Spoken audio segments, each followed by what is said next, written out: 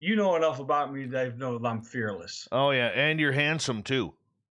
The hell with that. Hey, everybody on YouTube, how we doing? We have gorgeous Bob McGwier. We've eliminated the science tonight. It's gorgeous Bob McGwier and one of the top journalists in the field of ufology, Cheryl Costa, tonight for Gorgeous Bob and Friends. And we're going to get going here and bring in our friends here momentarily. But before we do that, let's give a shout out to everybody in our chat room so far, wreaking havoc. Good to see you, John. Thank you for coming in the gold medal position. In the silver, we have James. And in the bronze medal position, the lovely and talented Steph Dickey, Florida's own right there. Dirty Filth is the top Canadian in the chat room tonight. Hello, lovely and talented Lala. How are you? Pyridoxine, good to see you. Anthony, how are you, man? Thank you for coming on in. Hey, Den Bub, how are you? National Memorial, good to have you here as well. Stuart Blodwell, welcome back to the show. Solar Warden, good to see you. Hi, Jenny. We love you here, hun. Northern UFOs, always a pleasure to have you here. As we scroll on down, Simply Coco, everyone. The gorgeous and talented Simply Coco. She will be signing autographs after the show. You can line up to the right of the studio. Remember, she only uses gold Sharpies to sign. Sassy Sandra, good to see you. Chris Reap, nice to have you here. The gorgeous and talented Jessica McCreary is here, everyone. So make sure you wave to her. G-Man, thank you for coming on in. Solar Warden, I think I hit you up already. And Project Blue Book and Cashew, good to see you guys. As we scroll on down. Oh, darn it, I hate when this chat room jumps. And it screws me all up. Knocker, how you doing, buddy? Hey, Raul, how's it going again? Good to have you here. Chris Jarvis is here, everyone. Where's Brett Lewis been? We can't start the show without Brett Lewis. Where the hell is he? I don't know. We're going to have to give him heck. Hey, Chris, how are you? Thank you for coming on in. John Swan, good to see you. I think we are caught up so far, as I know a bunch more will be coming in very, very soon, because that's what happens here. Oh, there she is, everyone. There she is. The pride of Brandon, Manitoba. It's the gorgeous Manitoba Becky with her own piece of coaxial cable, courtesy of Cable Guy Matt. Boss Monster, how you doing, man? How's United Airlines? Make sure you say hello to everyone from there who listens to us. Joseph, good to have you back. Michael Lastuca, welcome to the show. And we are caught up right now. Science Bob, how you doing, man? I'm doing super duper, Dave. I'm doing good, too. Oh, wow. Look who it is, everyone. It's the wonderfully talented Wendy Williams. She is back, and she is in charge. Focus. How you doing, man? Focus. Good to have you here. The Corbinian Courier, welcome to our channel. Nicholas Shaughnessy, thank you for joining us. There's my brother from Philadelphia, Eugene Braxton, everyone. We absolutely love this guy, and you should too. He's got one of the best books out there. You know what, Bob? Next month, I don't know who we have planned for Science Bob and Friends, but I think Eugene Braxton would blow you away. Let me check into it. Yeah. Eugene Braxton is brilliant. Absolutely brilliant. Hey, Science Bob in the chat room. Yeah. Hello, Dave, in the YouTube. Yes. Ivasevich, how are you? Welcome to the chat room for the first time. Tom B., good to see you in our chat room for the first time. Thank you so much. If you're new to our chat room, do us a favor, hit that subscribe button if you haven't already. We are trying for 15,000 subscribers by May 24th. We're at just over 10,500. I think it's 10,524. And May 24th, we're at 524. May 24th is where we want to go. So if you can, we'd appreciate that. Corey Foote, it's amazing every time I see you pulled away from the Hallmark Channel. The gorgeous and talented Theodora is here, everyone. Mandingo, welcome to the show. How are you? How's tomorrow looking in New Zealand? Hey, did you guys get that tsunami there? Did that hit? Connie Linguise, welcome to the show. Thank you for being horny to be here. Let's see. Who else do we have? I think we're caught up. We're going to get going here in about 1 minute. And a good way to support this show, once again, is hit that subscribe button. Give us a thumbs up or thumbs down. And thank you, Chris Reap, for the amazing super chat, kicking off the super chat tonight. It's a great way to support this show as well. And don't forget, you can always do a little shopping at facebook.com/the SOR Vault. That's where you can get some great swag that we have out there. Murray F., good to see you. Science Bob, thank you for the wonderful super chat there. That's awfully kind of you, Science Bob. You don't have to do that. Awfully kind. And yeah, we're about 20 seconds away. Science Bob and friends, special guest tonight. In my opinion, one of the top 3 journalists in UFO coverage right now. Cheryl Costa is the special guest. We're going to get going here in about 10 seconds. We're going to have a lot of fun tonight. So sit back, relax, enjoy the woo, everyone, because Spaced Out Radio is launching right now.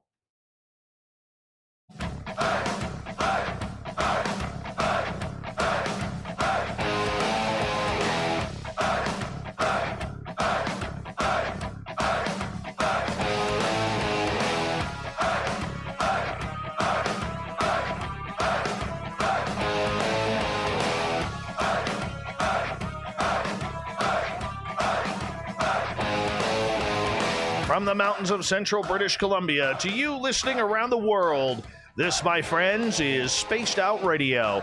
I am your host, Dave Scott, sitting in the captain's chair of SOR headquarters. We welcome you to tonight's show on our terrestrial affiliates around North America, digitally on TalkStream Live, Revolution Radio, and KPNL. If you want to take a listen to our archives, they are free for you by going to youtube.com/Spaced Out Radio. Do old Davey the favor, hit that subscribe button.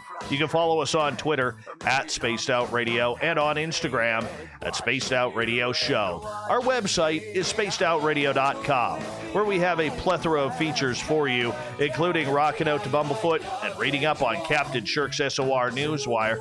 Tonight's show is brought to you by Chive Charities. Help make the world 10% happier by visiting Chive Charities today. You can find them on our website.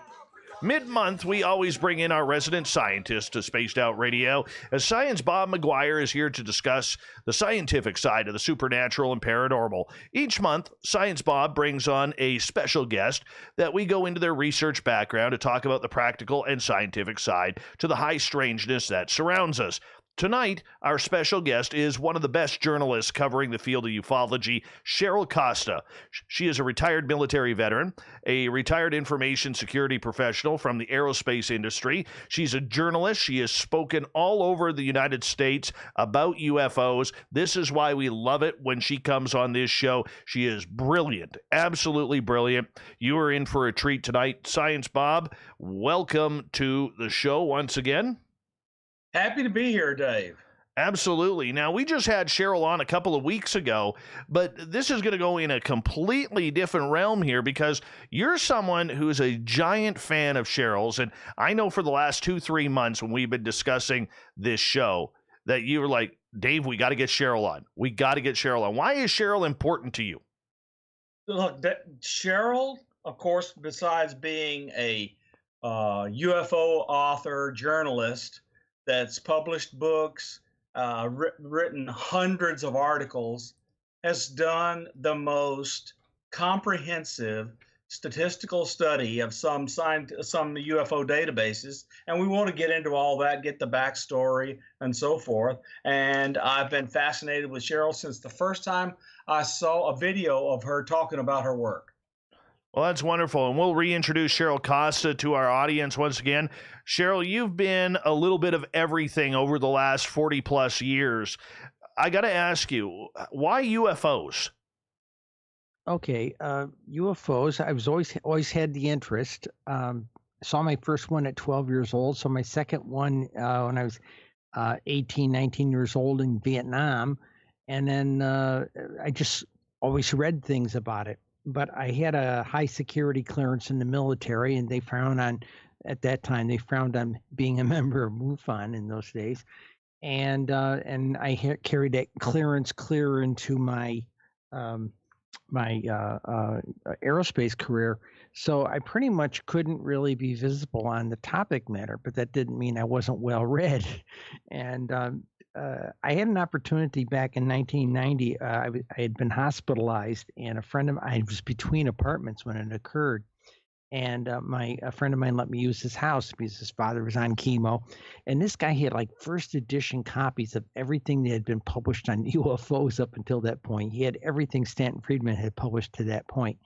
And so I had about 6 months to essentially go to school on UFOs, if you know what I mean. And I just kept interest. And when I retired from the aerospace career and started heading towards my journalism second career, UFOs seemed like the fun thing to do.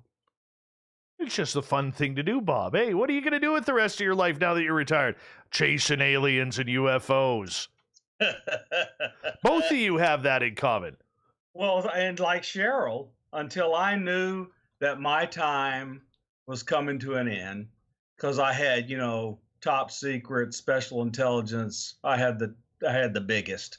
I had the blackest. It was bad. So there was just like no way I was going to be able to talk about this stuff. And so when it became clear that 2020 was the spring of 2020 was my last year being a high-level professor at Virginia Tech, and at the same time heavily involved with the intelligence community. That's when I said, okay, I can start talking out loud. That's cool. Well, I got to say to you guys that to have both of you intelligence people here with top secret clearances and everything that you guys go through, that makes me feel a little small. And I'm a chubby guy. So for me to feel a little small, it's a little tough right now in order to be able to have you guys come on and make this absolutely happen. But, Bob, I want to ask you, because you're someone who comes from a governmental scientific side, and Cheryl and I have a lot in common with the journalism side on this. So I'm curious, from an outsider's perspective, what is your opinion of the way journalism and journalists have handled this field? They basically haven't. I mean, until Leslie Kean and Blumenthal came, just kind of really blew the door open. There weren't many really well-known mainstream journalists writing about it. I mean, Leslie Kean wrote a book on UFOs and the generals, etc., and then wrote articles. And she was, of course, known to be Bud Hopkins' significant other, and Blumenthal had an interest for a long time. Blumenthal wrote the foreword, I think, to Cheryl's book on the statistics and ufology, and they've been interested. But besides them, there have been very few. Recently, we've had forgetting his name. Anyway, I'll dredge it up and remember it. But we've had a few more. And of course, George Knapp is in a really unique position.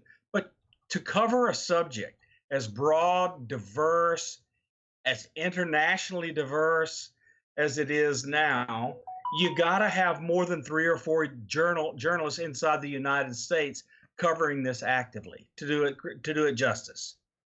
I agree 100%. Cheryl, the journalism side of everything, and you and I talked about this first about a year and a half ago on this show, but the journalism side of everything, the way everything seems to be happening so fast these days, I've expressed and been very public about my concerns with the way journalism has been handled, not so much on a mainstream side, even though I have strong opinions about that, but on the alternative side here. Are we doing enough to cover this subject? Do we have the right people doing as such? I think so. Recently, I joined the team over at UAPresearch.com. And they gave me a venue. My newspaper went out of business last year, so I had to. I've been kind of groping around trying to find an outlet. And UAP Research, you introduced me to Joel, and I started working with them. And I'll tell you, what's very difficult. And I admin and monitor a couple of the groups, like on Facebook. And one of the problems I see is you can put a really good article up there, But if it doesn't have a nice, big, colorful alien or some really kind of jazzed out UFO art on there, nobody sees it. Okay. And that's one of the problems we're fighting out in social media, plus the algorithms, like things like Facebook has and things like this, starts being driving down the smart stuff, and all the woo-woo stuff gets all the visibility. And it's really a shame, because there's a bit of good research being done out there. But there was a discussion going over on one of the other boards tonight, and Leslie made a comment. Someone made a comment about the fact that the people who own the databases haven't done much with the information, and she made the comment that was myself and Tom Conwell were the only people doing the statistics. Well, when I say myself, me and Linda and Tom Conwell are the only people doing the statistical information. So it's the word's slowly getting out there, but it's strange. Okay, so Cheryl, just tell us how you got into your relationship with the Syracuse New Times, and how that went a long time until, of course, as you said, it folded. Tell us the process where you got into that. Okay, well, I worked for a different newspaper, but I worked in the technical department. I literally made the plates every night. Okay, and to make the newspaper, and I was a backup electronic technician on duty. So when all I had to do once the presses got running for 2 hours was sit back, and I could read the news online, that kind of thing. And on November 5th, 2012, there was a little sidebar article on CNN.com that said, a little 100-word story. UFOs have been declining since the 1980s. Maybe they were always just an urban legend. And I said, huh?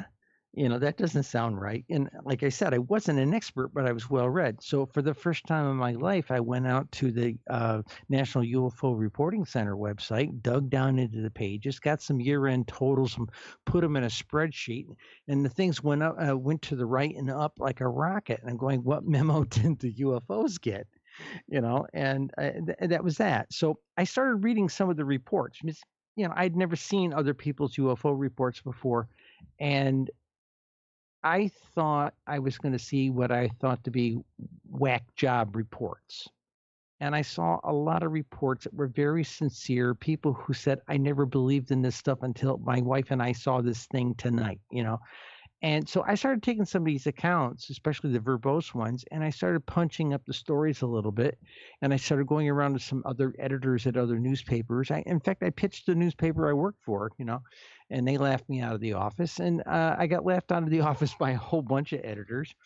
And then I got escorted to the door by security. And then I went over and called a guy by the name of Larry Dietrich, who had been a senior copy editor at the Post-Standard where I worked, and he had been picked up as the editor-in-chief at this little weekly. So I made an appointment with him. I came in and went to sit down and talk to him about, I had 4 paper slides to show him. And he said, before we look at that, let's have a cup of coffee. We sat there with a cup of coffee, and he told me his history with UFOs, and we're about the same age, and he basically had a similar history to me, read all the stuff, Frank Edwards, all those kinds of people back in the 60s and 70s. And bottom line, it was we were on the same page, and he looked at me and said, I can't write this, but I'm sympathetic, and let's try this. And try you out for a month. Okay, he called me up a month later, said, come on over, I got to talk to you. I thought, well, that was it. This is over. I get over there to talk to him, and I walk into the office. There's this meeting going on. He points at me and says, there's our rock star. And my column, at only 4 weeks old, was pulling more page views than all the columnists combined. So that launched a very nice 7 years with the Syracuse New Times. And it was a lot of fun, and we had planned to go further, but the board shut us down. So, oh, that's interesting. Just as an aside, my father owned, operated, and was the editor-in-chief of the Clark County Democrat in Clark County, Alabama. Oh my gosh! Until he and I did, I knew the typesetter, and when they went to offset printing, none of them could run a computer or anything like it. And I had been a computer nut since I was 15 or 16. So I'd help them do all the computer stuff when they went to offset printing. So my father died in 1987. That was the end of my relationship with the newspaper business. Well, at a point, the statistics side of it, as I started writing weekly articles, you had to have something to write about. So New York State was my beat. So I was starting to add up things. I'd go onto the MUFON site and I'd get numbers out of their CMS system, things like this. And I would add them up for certain cities and counties and things like this. And eventually, like the second year or third year I was doing things there at the New Times, I went ahead and did a study of every single county in New York State. And we started showing the numbers around to some of the upstate, some of the people who had been around for years doing the, former MUFON directors, that kind of thing. And they said, we didn't know there was a pattern there. We didn't know there was a pattern there either. And this was around October of 2015. And Linda and I sat there over a beer and said, at our pub and said, hey, look at all this cool stuff we found in New York State. What if we did the whole country like we just did for New York State? And we sat there and stared at each other for 20 minutes. We figured it'd take a year. It took 18 months. And that's how we got into the UFO statistics business. Oh, that's terrific. Tell me a little bit about the New York Skies Project. New York Skies Project. Well, the idea with my column was just write, articles that were related to New York State for the most part. For the first 5 years, that's all I did was New York State stories. And I would dig back, and the attitude we had was, one, we would never out anybody. So instead of the who, what, when, where, why, if I knew why, I would get the editor and I agreed I would probably be getting a Nobel Prize. And if I can't tell you, most of the UFO things, we don't know the name of anybody. And even if I did, we decided we weren't going to out them because of the stigma. So we agreed on what, when, and where. So if you read one of my stories and it said Bob and Susie were on the hood of his Dodge, I made up the Dodge and I made up Bob and Susie. But New York State was my beat, and so we did everything we could possibly do to reveal stories that nobody had been reporting in New York State. So it sounds to me like you had other people helping, researchers and so forth, the New York Skies Project. Approximately how big did it get? Me, myself, and I. Okay, I was wondering if you were doing that entire load all by yourself. Wow, that's amazing, Dave. Oh, that makes very much sense to me. When you're on your own on a beat, and you are having to cover it, you do everything. You really have to do everything. And that effort needs to be commended because it is hard work gathering. But I want to ask you, Cheryl, because you are a storyteller, being a journalist by trade. Right. Why go with the statistics side? Okay. As we started adding things up and we started seeing patterns, we thought that these patterns were going to lead to something, and they have. In a big way. And we had, so this is when Linda got deep into it with me. She's got all the science degrees. Me, I've got the arts and entertainment and journalism side of it. Top hat and a cane. She's got the science degrees. So she kept me very honest. She said, we're going to do it this way, this way, this way. We're going to do a UFO census. And she gave me ground rules to go by. And every time I ran up against a snag, we'd sit down over a cup of coffee and talk it out. So she was the what do you call it when in a scientific paper, there's always the senior scientist at the top of the paper. She was the senior scientist on the top of the paper, but she doesn't have a tendency to want to go out and do radio shows and talk at conferences and things. I was going to ask you about that because we always hear about Linda. We never get to hear her voice. Oh, I'll give you one example. Last year, the commander over on KGRA, Commander Cobra, had insisted on having her on. So we set her up one night, and he got a very different kind of interview because she shoots from the hip with 2 machine guns, and it was a very different kind of interview. But she did it from the viewpoint of this UFO business needs more science.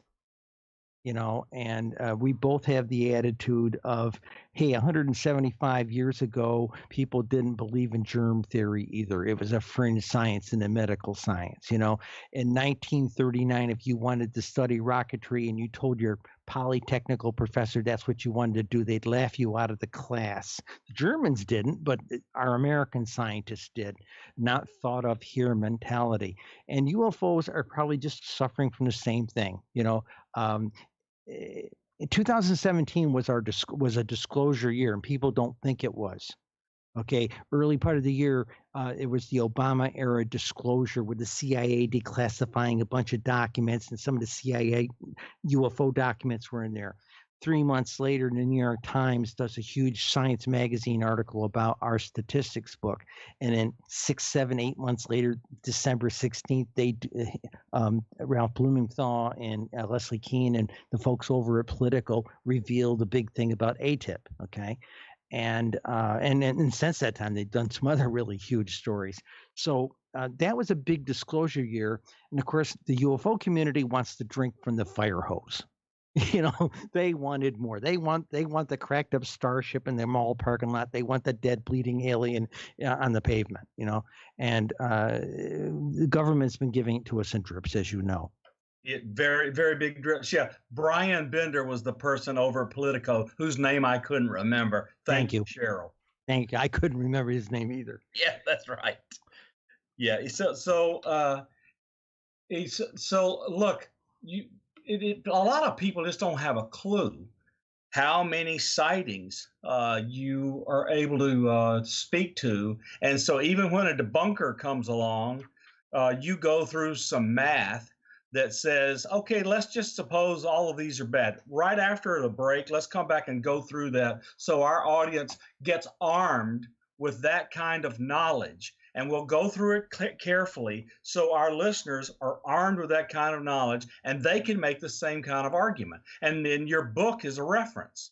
My recommendation when we come back while they're at break, get your diapers on because we're going to scare the snot out of you.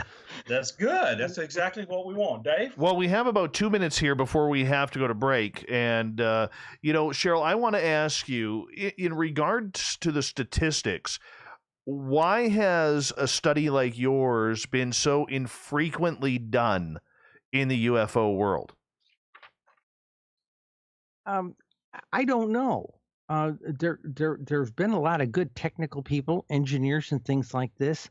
But when you think about it, a newspaper reporter talked to me the other day, and he said, I told him I was revamping the database from 2001 to 2018 before I merged 2019 and 2020 into it.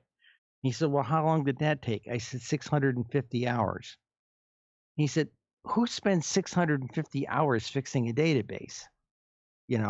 But that's the kind of work it takes if you want to be meticulous about this thing and not be slipshod. Is it pride, though? Is that what it is because you're a professional? Yes, that too. The book we want to generate this year, which we're getting ready to do, we needed to have the information precise. And one of the biggest problems was the cities that people logged on the UFO sightings, both in New Fork and MUFON, people don't know how to spell their city. Right. Yeah. But they're journalists.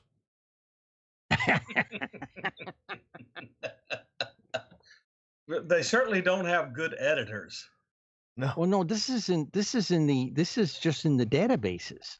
In anybody logging a UFO sighting, a lot of people don't spell them right. And one of the things we discovered while we were cleaning up the database, Allegheny County, Pennsylvania has the worst spelling for the names of cities in the UFO database of any county in the United States. Of 3,200 counties, they were the worst.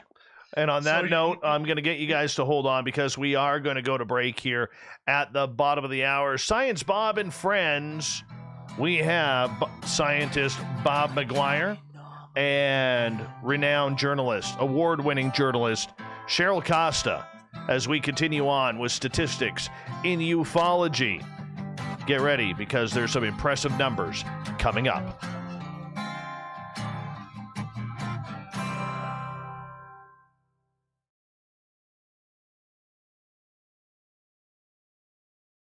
All right, guys, we're clear. Okay. Oh, that's terrific. That's a good half hour. That was a perfect segue into let's get down to some numbers. So, Cheryl, when we come back, what I want you to do, if you can, please, I'm going to ask a question. But the gist of what I want to start the thing with is when you did your first book, there were like 150,000 or whatever it was eyewitness accounts that went into some statistics you were doing. Right. So you've done other years and the numbers have changed. So let's go over the numbers and then let's make the argument. If you do the usual culling, how many are worth looking at? Okay, so let's do that for people. Okay. Yeah, that's going to be fun. Oh, it's going to be awesome. Oh, by the way, Cheryl, I forgot to tell you, Science Bob and I had an event together last week. Oh, did we ever? And weirdness around it. Really? Oh, yes. Yeah. Okay. I woke up in the middle of the night or in the morning, and it felt like I knew I went to sleep. I remember falling asleep, and I woke up in the morning, and I felt like I didn't sleep a drop, or a wink, I guess, would be the proper lingo on that. And they worked your butt off. And I remember 3 Grays being there. I remember Science Bob being there. I remember a buddy of mine named Olaf Phillips being there. A couple other ufologists being there. And listen, Dave calls me and he says, I had the weirdest dream, or I was taken, and in this dream or taking, you were there. And I says, I don't have any memory of this, but I really was tired this morning.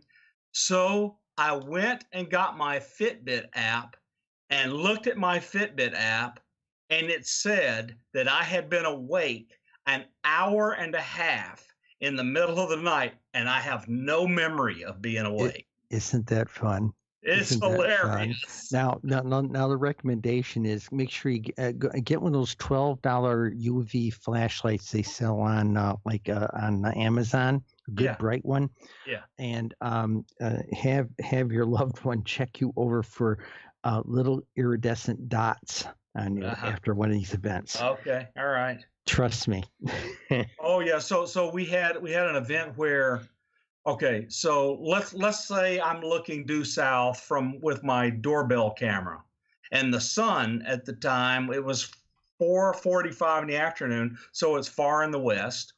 There was a really bright light above my pickup truck, and so on the shadow of the pickup truck with these really bright lit areas on the carport came from this bright object that was brighter than the sun and nowhere near the sun. But you could see the angle of the shadow from the truck and tell where the object was in the sky, and it was nowhere near. And it was there for 10 minutes. Yep.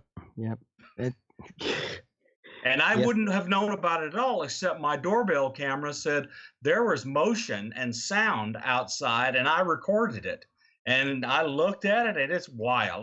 I've sent it to Dave. I'll send it to you. I've only written in my newspaper column when I had it, and I haven't done it yet with UAP research, but I only probably wrote about 3 or 4 experiencer stories of the 250 articles that I wrote for New Times.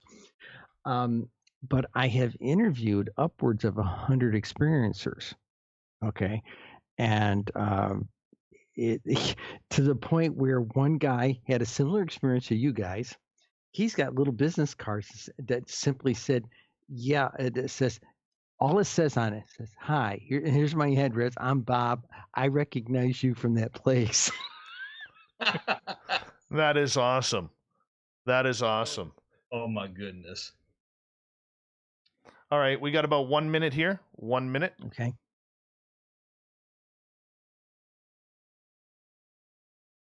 I have some yearly totals here for the stuff here you want. Okay.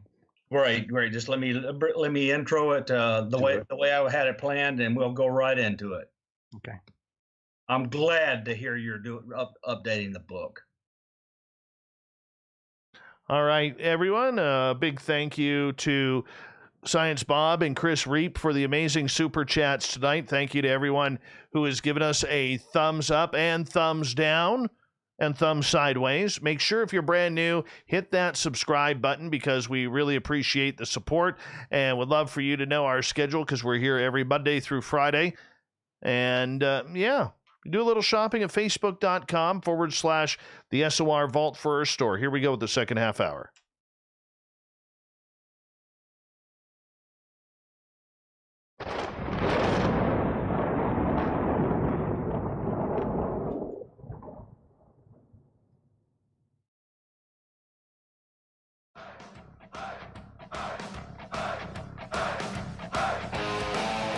Second half hour of Spaced Out Radio is underway tonight.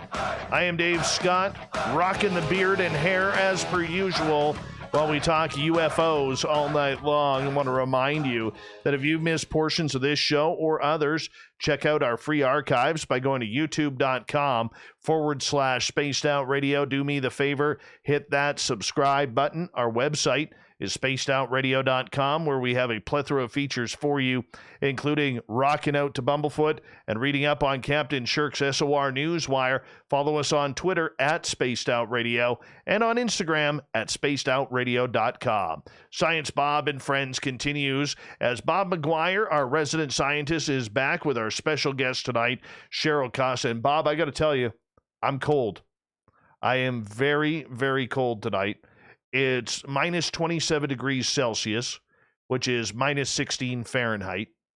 And we're going all the way down to minus 31 tonight. That's cold. That is very cold. I hate to tell you, it's 60 degrees Fahrenheit here tonight, and it's going up to 70 degrees Fahrenheit tomorrow. So I won't tell you that at all, but I will say this. Cheryl and her spouse, Linda, have both worked hard on a book that people in ufology should consider getting called UFO Sightings Desk Reference, United States of America, 2001 to 2015.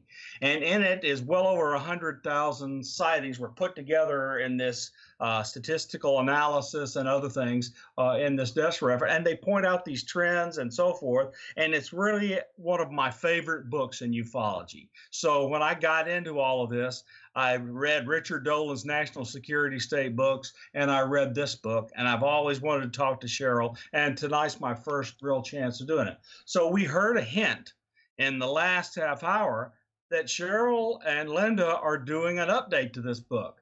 So from 150,000, which she was citing before, what do you got coming up in the new book? How many sightings will it actually cover?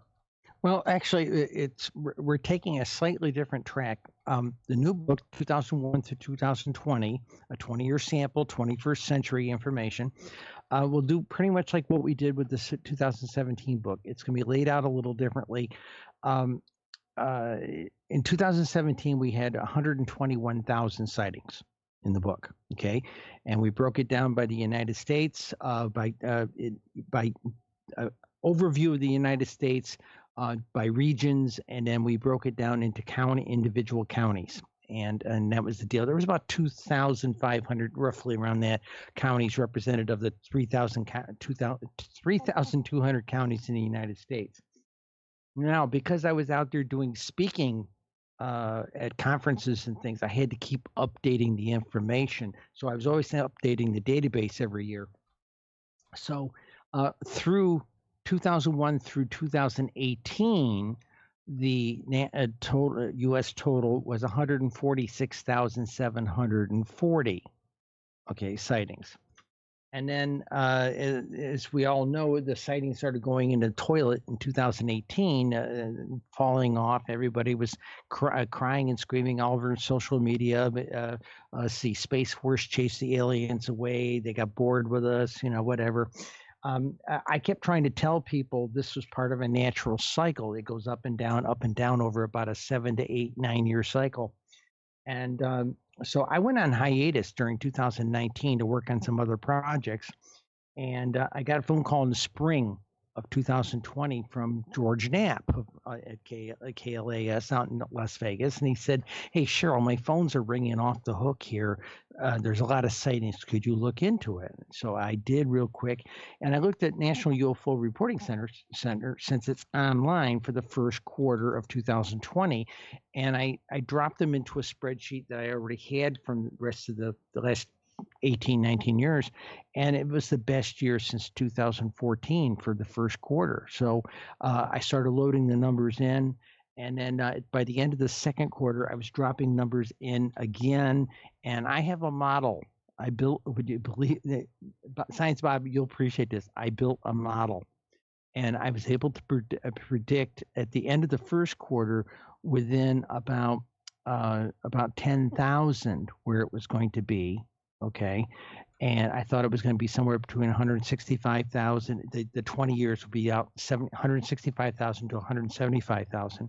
By the end of the second quarter, I got it within plus or minus 2% of 168,000. Well, that was the predicted model. The actual number rang out at 167,630. So I'm very pleased with the accuracy of the model. That is terrific. So all right, so you've got a model, and of course that's just taking the numbers and figuring out what curve would fit. One always wants to take those kinds of things and say, I think I have a hypothesis of what is behind this model. So what can you tell us?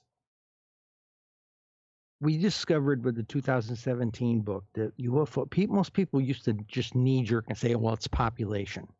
Okay. Especially when you have states like California being the number one state.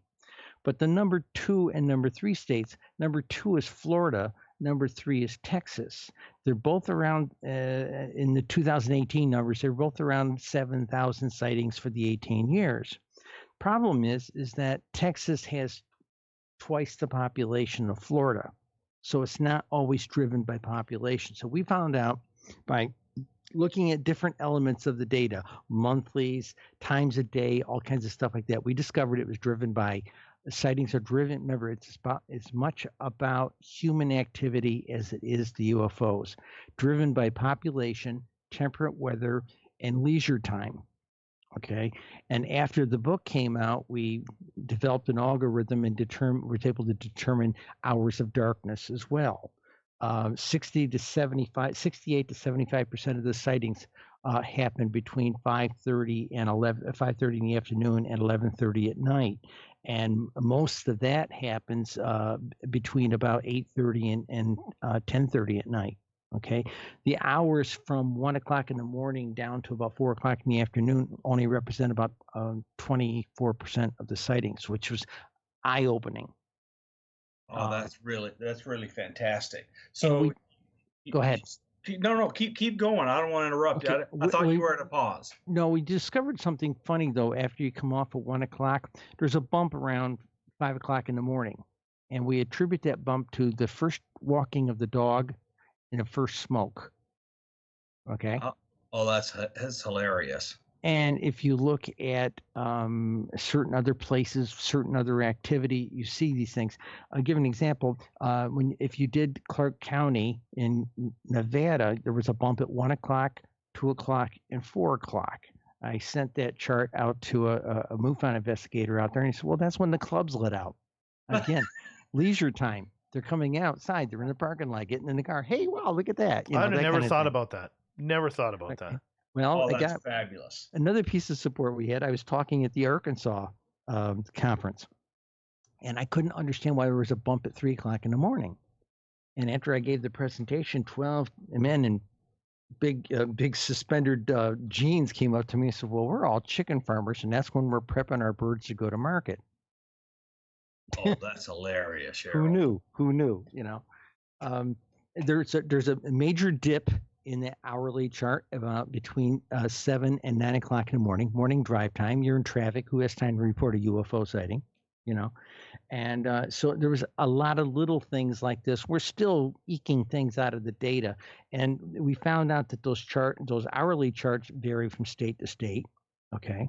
The other thing we found out, people came to me and said, well, what about the Wednesday effect that John Keel came up with? Yeah. Okay. Well, the problem was John was the first guy to do some of this statistical stuff. Okay, and he had about 800 sightings. Problem was they were somewhat weighted to the southwest of the United States, so it was skewed a bit. And they came up with the Wednesday effect. Okay, well, we found out that 76% of the states in the United States, it was actually Saturday night. Saturday was the day with all the sightings. But if you move down into some of the southern states, some of that other percentage there was southern states that had it on Wednesdays and Thursdays. Okay, absolutely nobody had a peak day on a Monday. It's Monday Night Football. Who's going to report UFOs? But we found a lot of little goofy things like that. Since that time, we've dug deeper into the data, and we found a lot of weird stuff. We have found out back during the lockdown in March, I had nothing better to do, and I attempted to start writing a 5-book series on only the shapes. One book on like the triangle type, diamond shape type things, one on circular ones, one's on squares, one's on the exotic shapes, all that kind of thing. And the problem we ran up against is that people don't spell the name of their cities right. And that stopped me. And that's in August, we actually sat down and started correcting the legacy database spelling. And it was a 6.5-hour effort, 3 days a week from August to the first week of January. It was okay. Do the typical sightings in the database give you enough geolocation information that you could try some autocorrecting algorithm? No. Oh, that's too bad. None. So the lat long is not there. Oh, it is there now. Ah, okay, all right. Okay, yeah. So with lat long, you can look up what cities are nearest to the spelling that's in the database and maybe correct. I couldn't use it for that. What we used was a zip code list. Yeah, of course. Okay, and we had to go record by record to make the fixes because people don't always enter in the city. They'll say near Bojangles Junction or something like that. They put something in. They put an extra space in there. The automation. I was an IT specialist. I could have written scripts. This was so complicated. It was easier just to do it old school and just go record by record and correct it. But it allowed us to also put in lat longitude for the city the city it actually was, and the zip code, or at least the root zip code for the city in that sighting was. That's terrific. Dave? In regards to the statistics that you take, and did you break it down versus age categories, say 0 to 10, 10 to 20, 20 to 30? Did you break it down by what's the word I'm looking for? Did you break it down? Demographics. And did you go with race? Did you go with sexuality as well? Everybody asks me that question. The databases do not have that information. The national databases do not have the information. If they do, it's not at a level that I'm allowed to have. Right. And there was a MUFON when we were doing the data back in 2016, we were crunching the book. They had all kinds of fits about that. I was gonna out people, and I said, we're doing statistics. All we were really interested in is when, where. We were interested in city, state, shape, and time, date and time. That's all we were interested in. So you completely redacted all personally identifiable information. Never had it to begin with. Good. And the first thing I got rid of was the sighting information because I didn't need it. Right. That's really interesting. Okay, so we know some of the statistical categories that you covered in the older desk reference. What new things are you looking into? Well, I wanted to do this magnitude study. I started pulling data this time. I pulled the data. I asked MUFON for a report all the way back to 1960 because people came to me when my book came out. Why didn't you go back 40 years? They said to me. And the idea behind our book, Linda wanted to do a census of 21st century stuff, because every time you look, crawl through the literature online and social media and things, everybody's talking about stuff that happened 50 years ago or 60 years ago.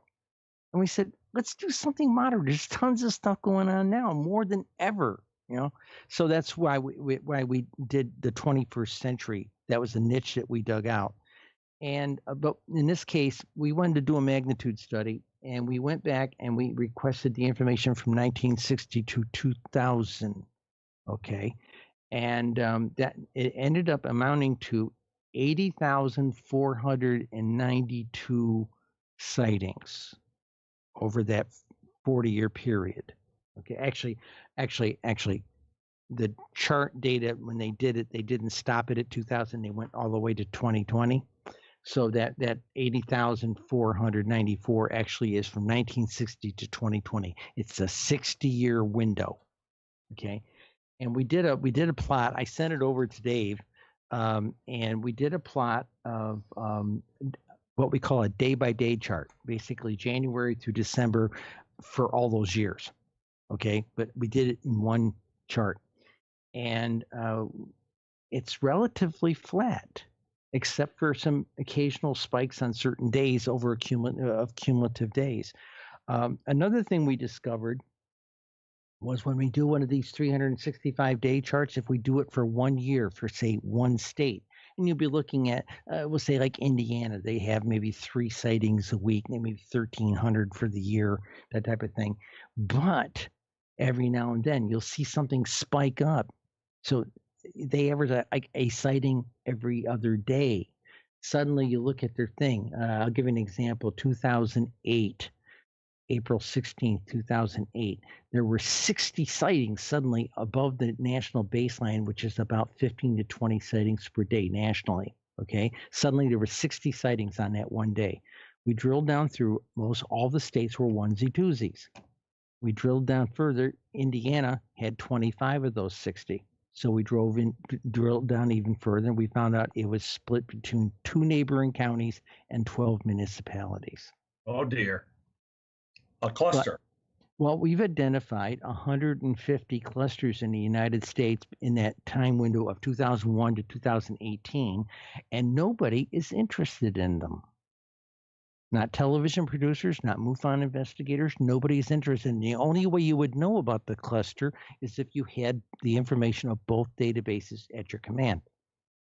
Okay, so give us some of the restrictions or the agreements or whatever you have to do. How do you enter into an agreement with MUFON and NUFOR to get access to their database?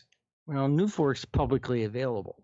Okay, but you just can't use the raw data for one, because they've got the international data mixed in with the national data, and it skews things terribly. If you're just doing a quick snapshot, you can just copy the things off their webpage. But if you're going to put them into my database, we have to clean out the international stuff, and they're pretty obvious what they are. MUFON, because it was a privately available private base, I had to go originally I had to go through a whole bunch of hoops, and nobody would work with me. Finally, Linda got on the telephone, and she's an executive, and she got on the phone, did a executive speech, and I had a spreadsheet in about 20 minutes. Funny how that works, right? But the boss got it, and that was how it worked. These days, since that first book came out, MUFON's always been very nice to me at that point. I call up the director, tell him I'm working at what I'm working on. He tells the right guys, and they send me whatever I'm asking for. But again, all I'm ever asking for is the date, the time, the state, the city, the state, and the shape. That's all I ask for. Okay, so that's so, and now there's a trusting relationship. That's really what you are after, and you got it. Yeah. Dave? We have a question coming from the audience here on YouTube for Cheryl, and it's from Major Lee. And he is asking, is it possible using the data to track an individual sighting across adjacent states? We tried to do that early on, and there was only a couple of situations where that information was usable. You have to give an example. Say there's 5 different sightings going across 3 different states. unless somebody calls it a flying saucer, somebody calls it a light in the sky, somebody else calls it a sphere. You can't correlate it, and most of the sightings in the databases are done by trained observers, so there's not a good way to be able to do it. I had 2 cases when I was a journalist where someone said, hey, they had a sighting down on Long Island. It was seen again in the Catskills. It was seen again over central New York where I live, and we literally was able to, over 2 days, we were able to go back through and track it from Long Island all the way up to Toronto. Okay. Oh wow. And it was a small formation of like 5 or 6 of them type of thing, and it was consistently reported. But can we track them across the country? Not really. Yeah, too many sparse areas. Well, no, it's not even that. It's just the scope of the sightings. The people are not all reporting the same thing. There's no coordination. It's not like people are out there tracking it. They aren't. They report it, and then if they don't get the time right, it doesn't match up with the other people's reports, things like that. We tried doing it when I was a journalist, and it was impossible. Right. Yeah, because unless you have a continuous camera on it, it is going to be very difficult to say that's agreed. The same one. Now, where we were able to do the tracking with this one I told you about from Long Island up to Toronto, we literally had phone calls and we had emails telling us about it. And that forced us to go in. Now, here's the problem. MUFON data I was able to get almost immediately because I had access to CMS. I could go in there and look almost instantly over the next day or so. The NUFORC data, we had to wait 2 weeks for them to update their database. They only do it about every 2 weeks. So it wasn't like I could go in and get a model. Remember, statistics you're always working in the past. Okay, so from the Atlantic coast states all the way up to Toronto, tell us about that particular sighting. What were you able to determine about what the people were actually seeing? Like I said, a bright formation of about 5 to 6 objects, and they were seen from we had reports from the Long Island, New Jersey area.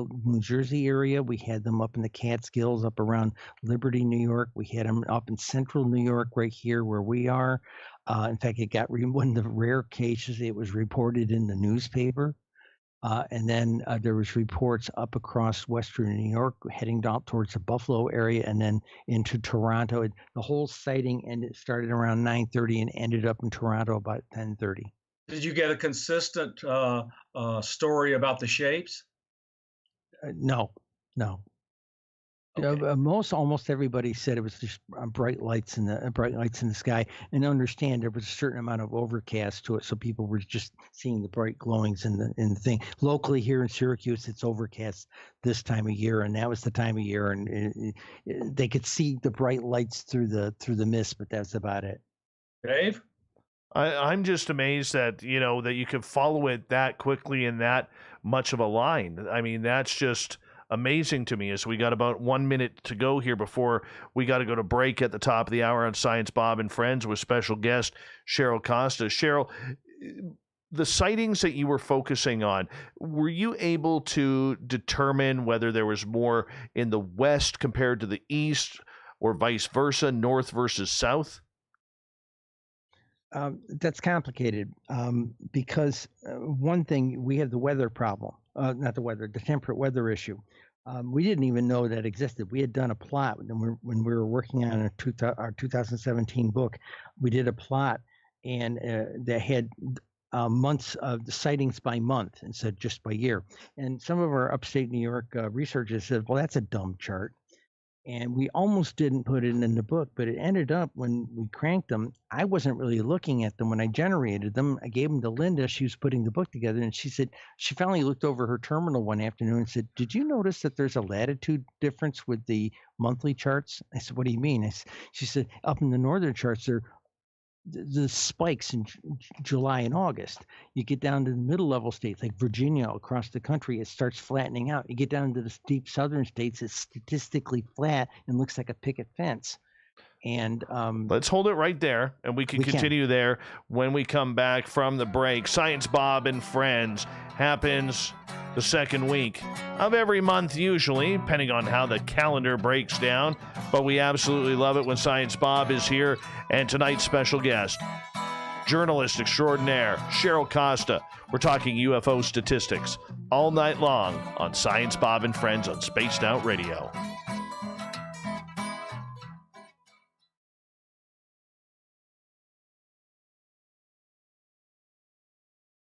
All right, we're clear. All right. That was a good half hour. When we come back, yep. Ask me about latitudes. Great. I'm going to ask too. We did not get to the analysis that I wanted you to do, but that's okay. That was a great half hour. I'm just going to run my dogs out. I'll be right back. And let's do the latitude. We debunked that 37th parallel stuff. Oh, good. That's actually good, because Metnick did a good job of writing a book, but I just didn't buy into it. He cherry picked it because I'm sure he did. We were in the middle of writing our book, and when that book came out in 2016, and we really didn't have time to go look at it, and we certainly didn't have lat long information, but we took a quick look at a map, and we saw where the 37th parallel went. And there were a lot of southern states, very, very low, lackluster states for UFOs reportings. And so our gut instinct was, unless you go through a major city, that's where all the numbers are going to be. They're cherry picking where, oh, yeah, we had one here, and they're all along the 37th parallel. Our gut instinct was it was going to be up around 40 or 42. So in 2018, when I was cleaning the data up to put in the database, I went ahead and added latitude information to it. Okay, and we quickly found out that there were 12 other latitudes, mostly in the north, went through the Great Lakes and all that kind of thing, that had far more sightings than the 37th did. Okay. Well, there were all these trolls coming back. Oh, we won't believe it until you do it to the whole database. So I have done it to the whole database, and it still holds up. Okay. Yeah, but people really don't want to hear about statistical sampling methods where you can do it with a random sample from the database. They want you to do all of it. Yeah. Well, whatever. Yeah. It's just the way it is. Yeah, that was the frustration. They won't believe the numbers.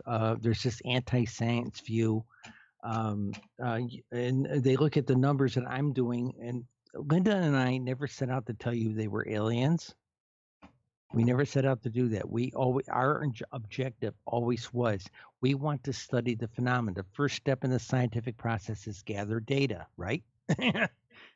And so we gathered data. We were studying the phenomena of UFOs. We don't know who drives them. We don't know where they're from. We don't know what their power sources are. But we can tell you where they are, where they're not. Okay. And when we come back, I can tell you about where they are. Okay. Good. So why don't we do where they are, and then a conservative estimate of how many of the total, you go through how you do the analysis in your own mind of the total, how many should be taken really seriously. Go through that analysis and how you do it. Oh, my formula. Okay. Yes. Yeah, let me crank that right now because the numbers just changed. The methodology, so people understand it, that way they can argue. Okay. Arm them. That's what we're trying to do, is arm them. Oh yeah. Oh yeah. Oh yeah.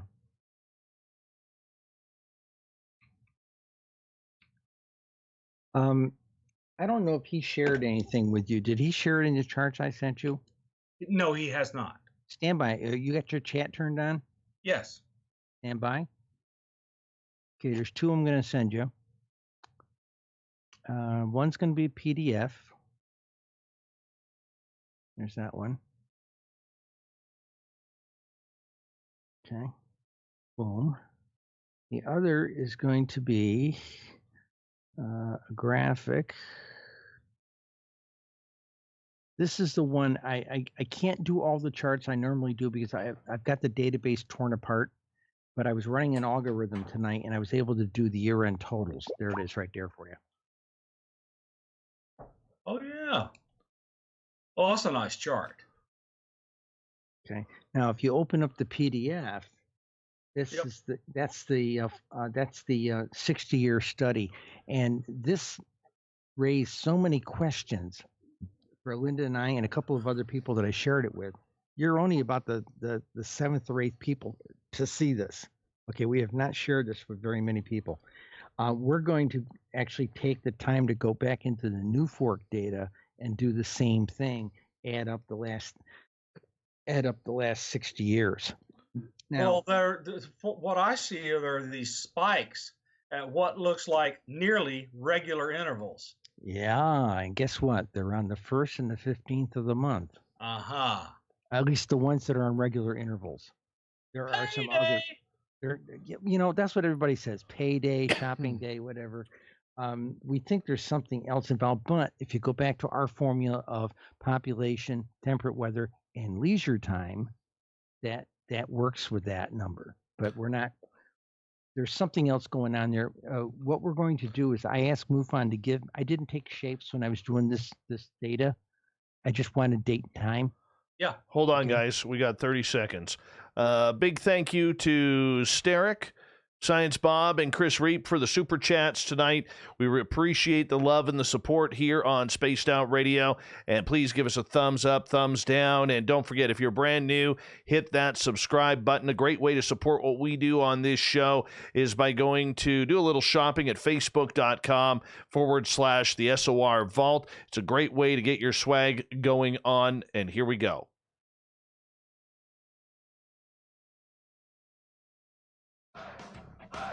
You're listening to Spaced Out Radio with Dave Scott. Follow Dave on Twitter at Spaced Out Radio and on Facebook, Spaced Out Radio Show. Hour number 2 of Spaced Out Radio is now underway. Thank you so much for taking the time to join us.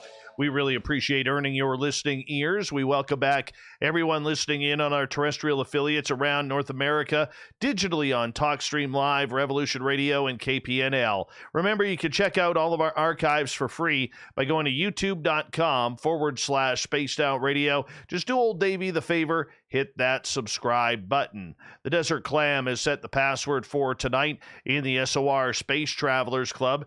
Decimestrial.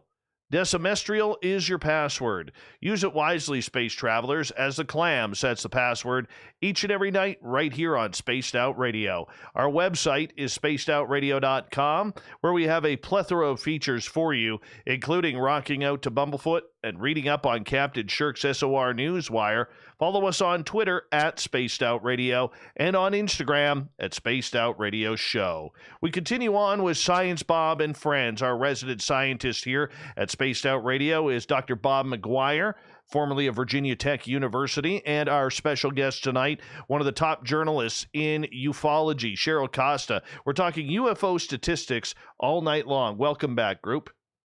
Oh, happy to be back. So, Cheryl, you've been teasing us with some numbers, but I think that there's interesting things that we should go over.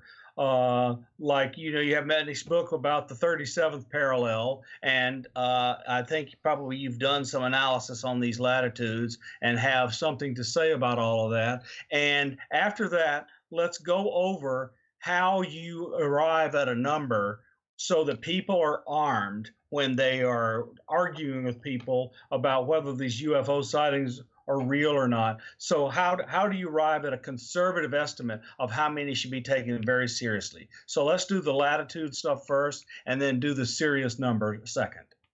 Okay, the latitude thing. Back in 2016, when the book came out about the UFO superhighway, was the 37th parallel. Linda and I were deep into working on our book, and we really didn't have time to go look at what they were talking about. But our gut instinct was, we took a quick look at a map one afternoon and saw where the 37th parallel went. And we knew already that those particular southern states were pretty lackluster for sightings, okay, unless the 37th parallel went through a major city. Okay, so we didn't really think it was a heavy hitter. We had a sense that the serious numbers on for latitudes was going to be up in the 40, 42, 43, 45 range, up through the industrial Northeast, going through the Great Lakes. Here's a little trick most people don't know. One night I was on a radio program, I had my book open in my lap, and I hadn't even really noticed this, that all the states that actually touched the Great Lakes had UFO sightings in the many thousands. Okay. 3, 4, 5,000. You move 2 states away and those numbers fell into the low hundreds. Okay. So there is an issue with water. We did a study in New York State that 70% of the UFOs are near a major body of water, whether it's the Hudson Valley or Lake Ontario. We studied down through the entire St. Lawrence Seaway, that type of thing. There is an issue with water. Now, can I tell you about USOs? No, I can't. But that was the deal. Oh, that's really terrific. Yeah. So, yeah, I read the 37th Parallel book and I went, something about this doesn't feel right. And I'm glad to hear your analysis, given that you've had access to all these reporting databases, and says it's a little bit different than the book depicts it. Yes, it is. Okay, so let's say you've got 160 or 70,000 sightings. Let's arm people with how one can calculate to say, not all of these are going to be great. How do you, in your own mind, cull it down to a number that says, if I concentrate on this many, I've got plenty of stuff to actually look at that might be really, really seriously good sightings that have lots of really good information and might actually yield something? Okay.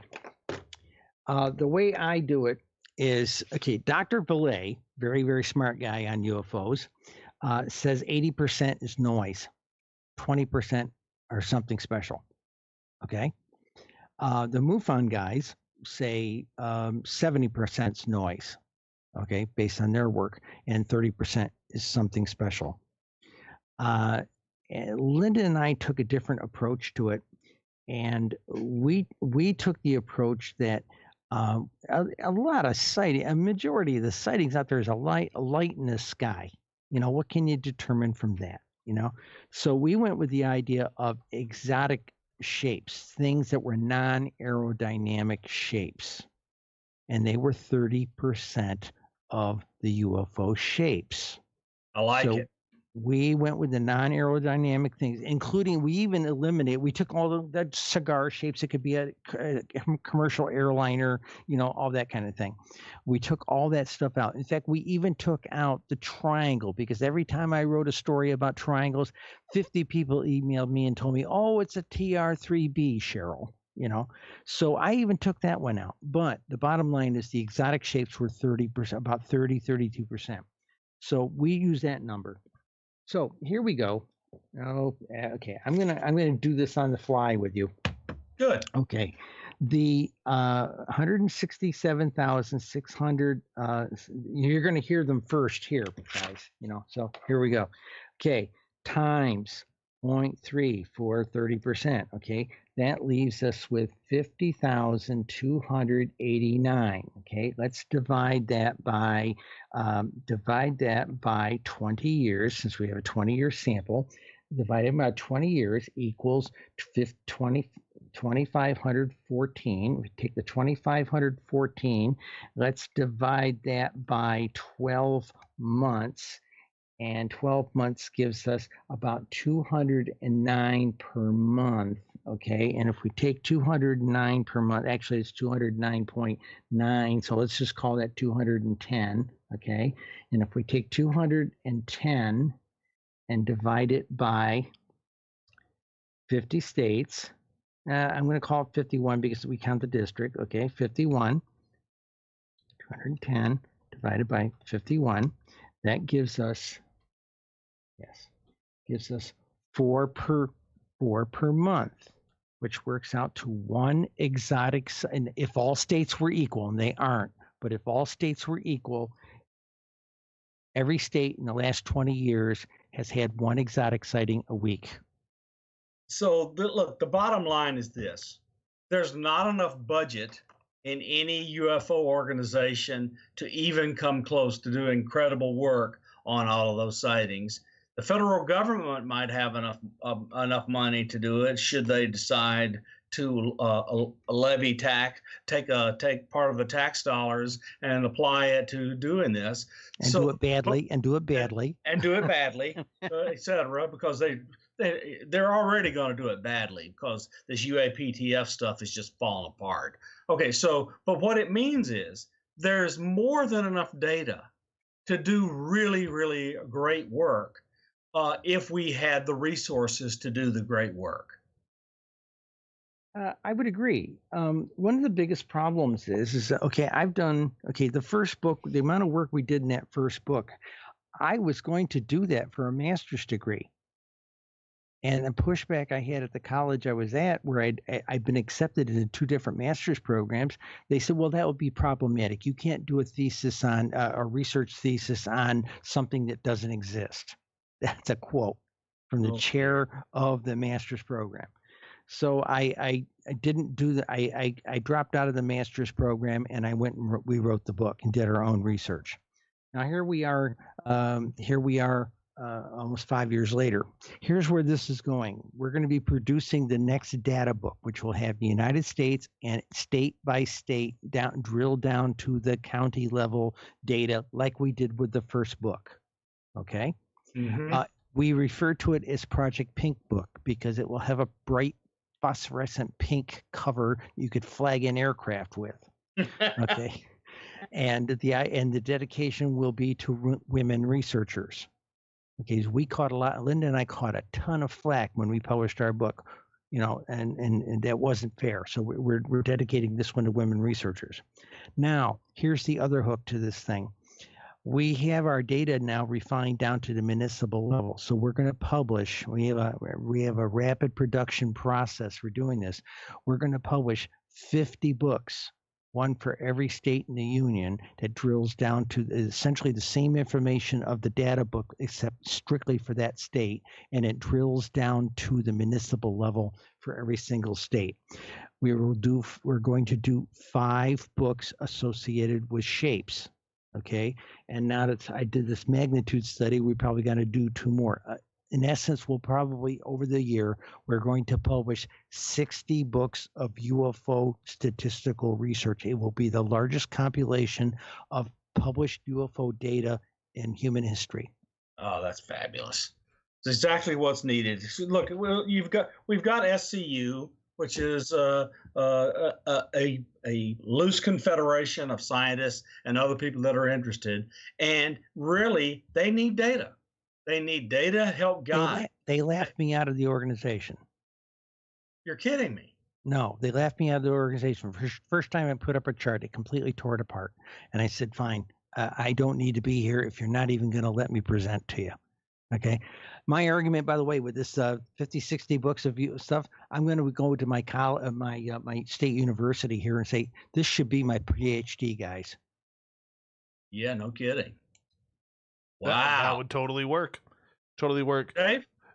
Cheryl, out of all the sightings that have been recorded that you have done statistically, and I may be going a little bit too deep into this, but have you looked into the type of craft that are being seen? Yes. Yes, I have. Ooh. Oh, my goodness. Ooh, now we're getting somewhere. Yes, okay. We are. Let's get into a little woo here. Please. Okay. Do you want to know the thing that's the most regularly scheduled flight? The UFO that is the most regularly scheduled flight, and nobody even talks about it. Well, we're waiting with bated breath. Okay. Dr. Valet one night was with George Knapp on Coast to Coast, and he was talking about how he got off on a tangent about changing shapes. Well, I always thought changing shapes is just somebody couldn't figure out what they were looking at. you know. But he described them, and it's like, you get your equipment on them, and you thought you saw a square, and it's a circle now, or it's a triangle now, or it's something else.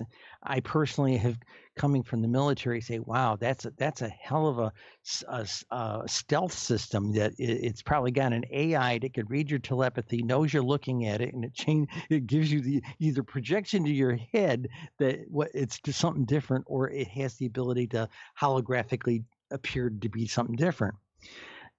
So I went out and studied them one day. I was still writing columns, and I went and pulled them up. There's only about 75 to 120 of them a year. Almost dirt. In fact, if you were to plot all the shapes together just for a yearly curve, using a curve, the line for the changing shape is barely off the bottom of the graph. It's that small. Okay. Up to 2018, and they were only about 2,500 of them. Okay, cited. But when you plot it out a certain way, you start realizing it is so regular you can set your clock by it. Regularly scheduled flight. Wow.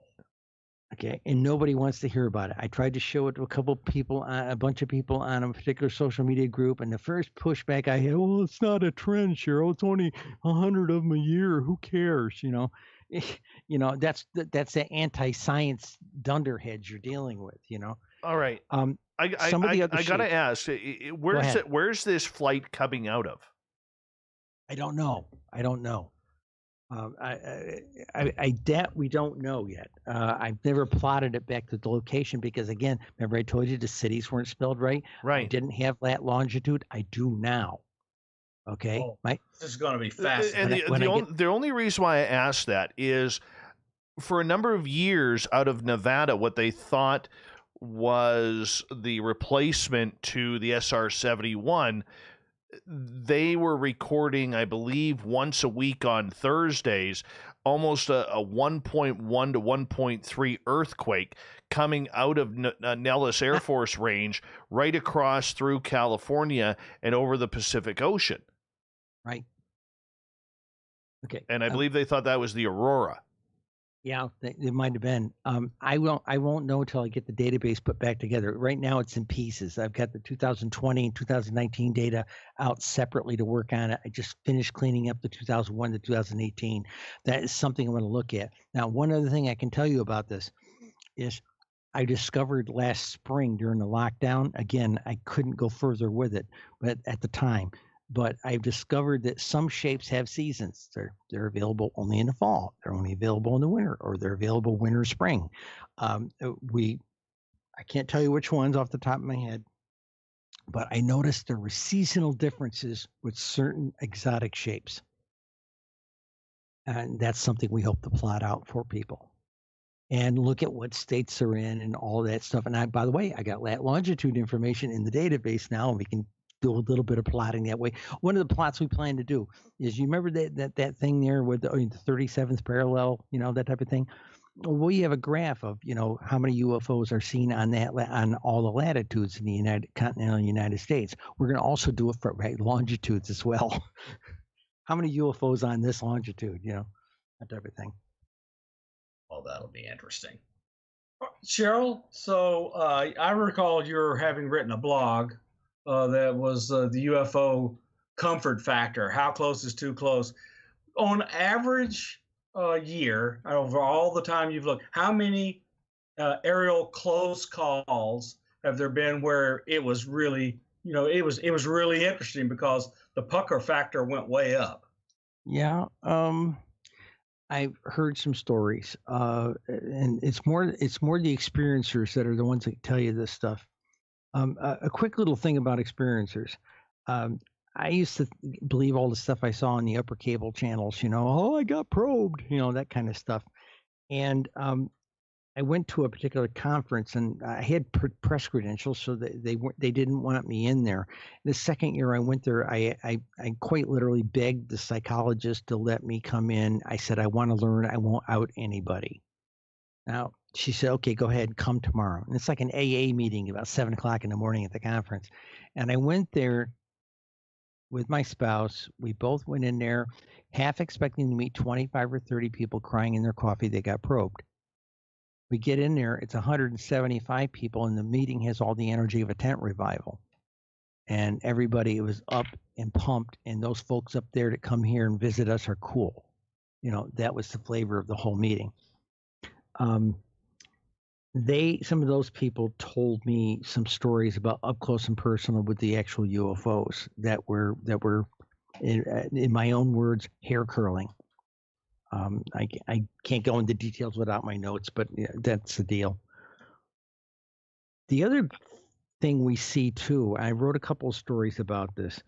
There are people, there's also the situation where the ET seems to be able to like come through like a little portal. Instead of a ship coming here, there's a little portal. They seem to come out of your closet, type of thing, or come out of your wall. And I wrote a couple of stories that were very similar to that, where I interviewed the people, and they told me a pretty incredible story. And so that's the kind of goofy stuff. Now we're getting into real serious woo-woo. Yeah, that works. Yeah, it's goofy, Dave. Well, just in regards to the craft and the shapes that we're seeing, you mentioned that they are coming by at certain times of the year, certain different crafts. So does that mean, and I hate to go full on woo here on a science type show, but does that mean that, let's say that black triangles are mainly seen during the summer, but not in winter or fall? Or are we seeing more cigar-shaped objects in spring and wintertime comparatively to summer? Discs the same way, the boomerang shapes, because for a lot of people who are trying to disseminate what they're seeing, they may not know the anomalous side of everything, but they know what they saw by the shape of it. Yeah, it's all of that. That's what we're trying to get to. And we decided to hold off until we had the next 2 years worth of data, which we now have. And in about 3 weeks, over the next 3 weeks, I hope to put the database back together. And then once the database is together, I have to spend another 2 weeks putting the algorithms that I wrote back into the database. Okay, Bob, that's when the secret sauce of my database is. We've written some very specific algorithms that help us process the data a certain way. And that's been the problem. I've had people ask me for my database, and I said, my lawyer told me no, because we got proprietary stuff in there, I mean, I'm all for sharing in science, but I've had a dozen half a dozen PhDs and about a half a dozen PhD candidates want my database. Why am I going to let them trump my PhD? Yeah, get yours first. Yeah, that's my flavor. We got 2 minutes to go here before we have to go to break at the bottom of the hour. Science Bob McGwier with special guest Cheryl Costa tonight on Spaced Out Radio. Cheryl, in regards to the sightings that people are seeing and the shapes, I'm questioning the time of day this is happening. Did you break down the time of day in the statistics, morning compared to night and daytime sightings? Yeah, because like I said, the daytime sightings were only about 24%, okay, of the stuff, and I had a lot of hate mail on that. Oh, well, we see them all the time, that kind of thing. But where we verified it was we went with the Alaska data, okay, daytime, May, June, July is white nights up there. And their sightings go into the toilet during those 3 months. Okay, and I sent a chart up to one of the investigators up in Alaska, and they backed it up. So this hours of darkness thing is a big deal. Now we haven't compared hours of darkness against shapes, which we haven't done it yet. We want to. There aren't enough hours in the day to get all these things, but we've had these questions. People are asking them. We're going to generate these charts, and we may do a separate report book on just that. Now, there's another thing. Remember I was telling you about that thing with Indiana, that if we do one of these day-by-day charts that start with January and goes to December for 1 year, and you got all these funny little spikes and a little baseline. We're gonna do in the individual state books. We call these event windows. We're gonna do the 12. Actually, in this case, it's not 12. It's 20. We're gonna do the 20 event windows for every single state. So we can show them, here's your baseline from year to year. And oh, by the way, a couple of years ago, you had this spike of 60 in 1 day or something like that, And so we're going to be dropping a whole bunch of mysteries on a lot of people's laps when those books come out. Perfect. Everybody, hold on right there, because we are going to go to break here at the bottom of the hour as we take a break from Science Bob and Friends. Dr. Bob McGwier, award-winning journalist Cheryl Costa, our special guest, as we continue on with UFO statistics, coming up on Spaced Out Radio right after this.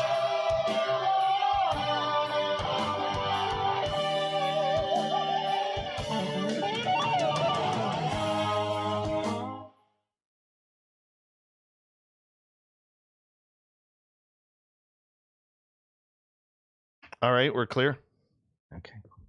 How was that half hour? Beautiful. Oh, that was a good half hour. This is why we wanted to have this conversation.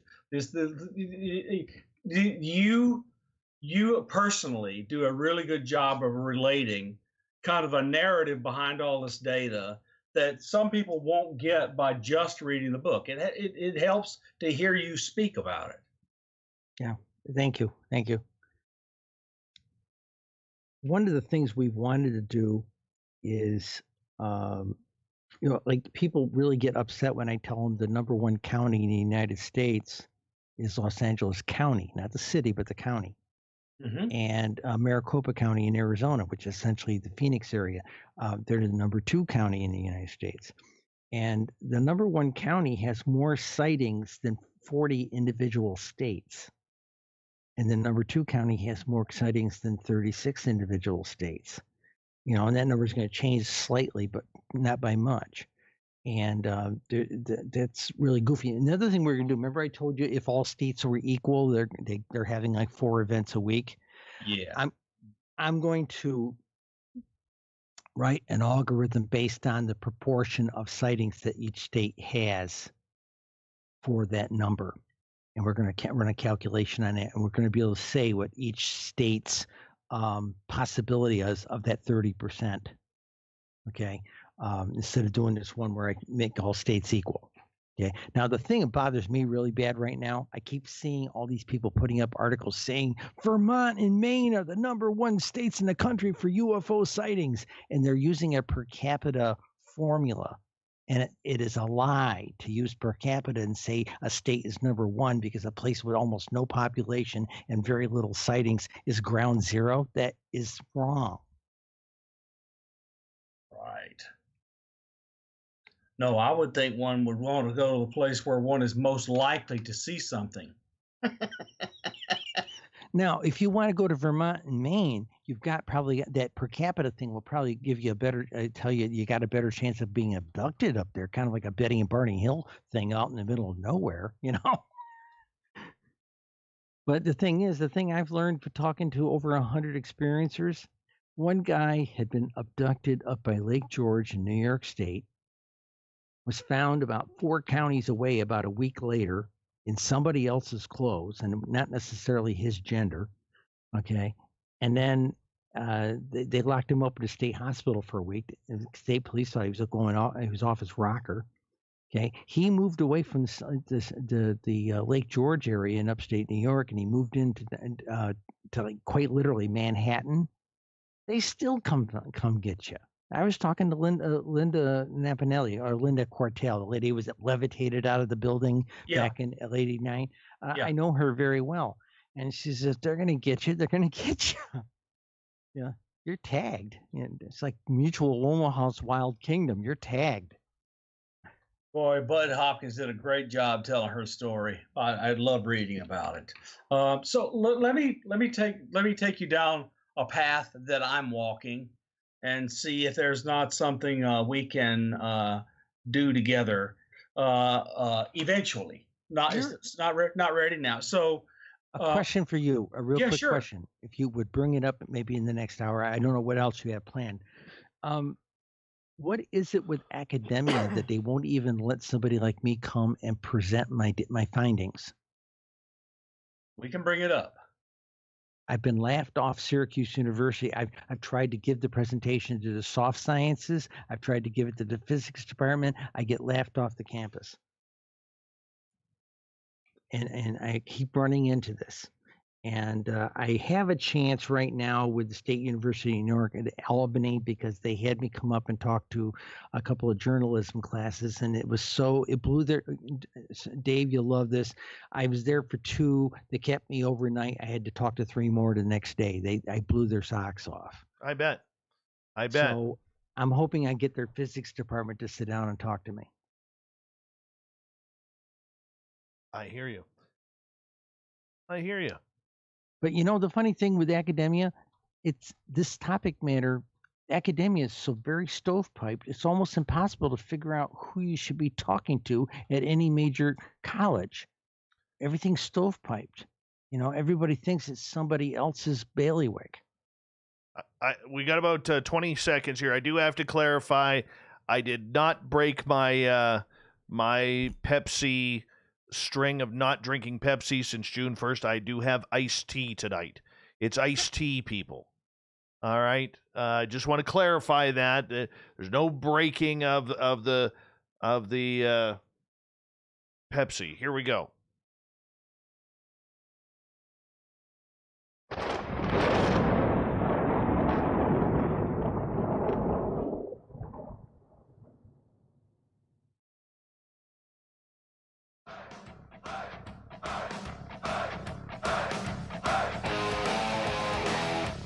We passed the halfway point of Spaced Out Radio tonight. Thank you so much for tuning us on in. My name is Dave Scott, host of Spaced Out Radio, and I want to remind you that if you've missed portions of this show or others, check out our free archives by going to youtube.com/Spaced Out Radio. Do me the favor, hit that subscribe button. Our website is spacedoutradio.com, where we have a plethora of features for you, including rocking out to Bumblefoot and reading up on Captain Shirk's SOR Newswire. Follow us on Twitter at Spaced Out Radio and on Instagram at Spaced Out Radio Show. We continue on with Dr. Bob McGwier and Science Bob and Friends, as Mr. McGwier, our resident scientist here at Spaced Out Radio, continues with special guest Cheryl Costa, award-winning journalist in the field of ufology, and because she's just that darn good. Bob, Cheryl, welcome back. Thank you.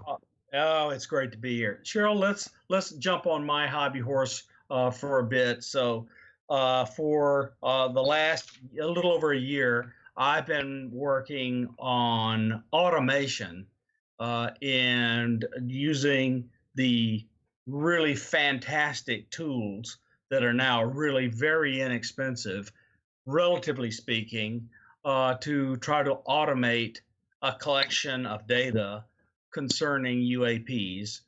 My closest affiliation is with SkyHub, where we're taking little artificial intelligence computers, and the team that's doing all this software work on that particular thing are working principally on having a 7x24 camera looking at all the sky with a fisheye lens.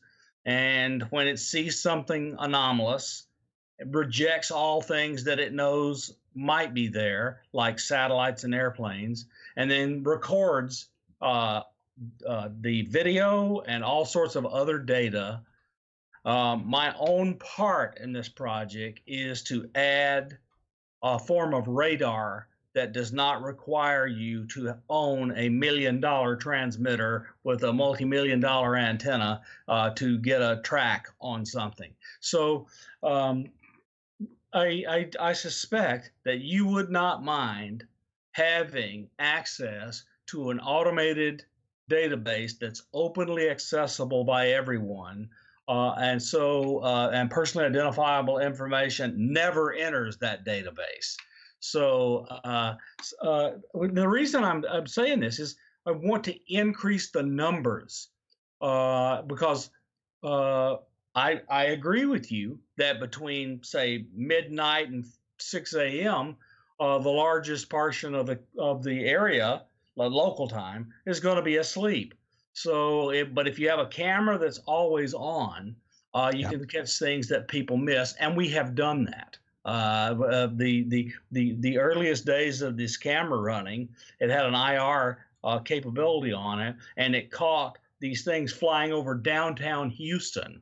I mean, it was pretty amazing. So I want you to give your comments on this kind of thing, and if you had any uh, advice on things to do, things not to do, so that you would be helped most by trying to do statistics on that database.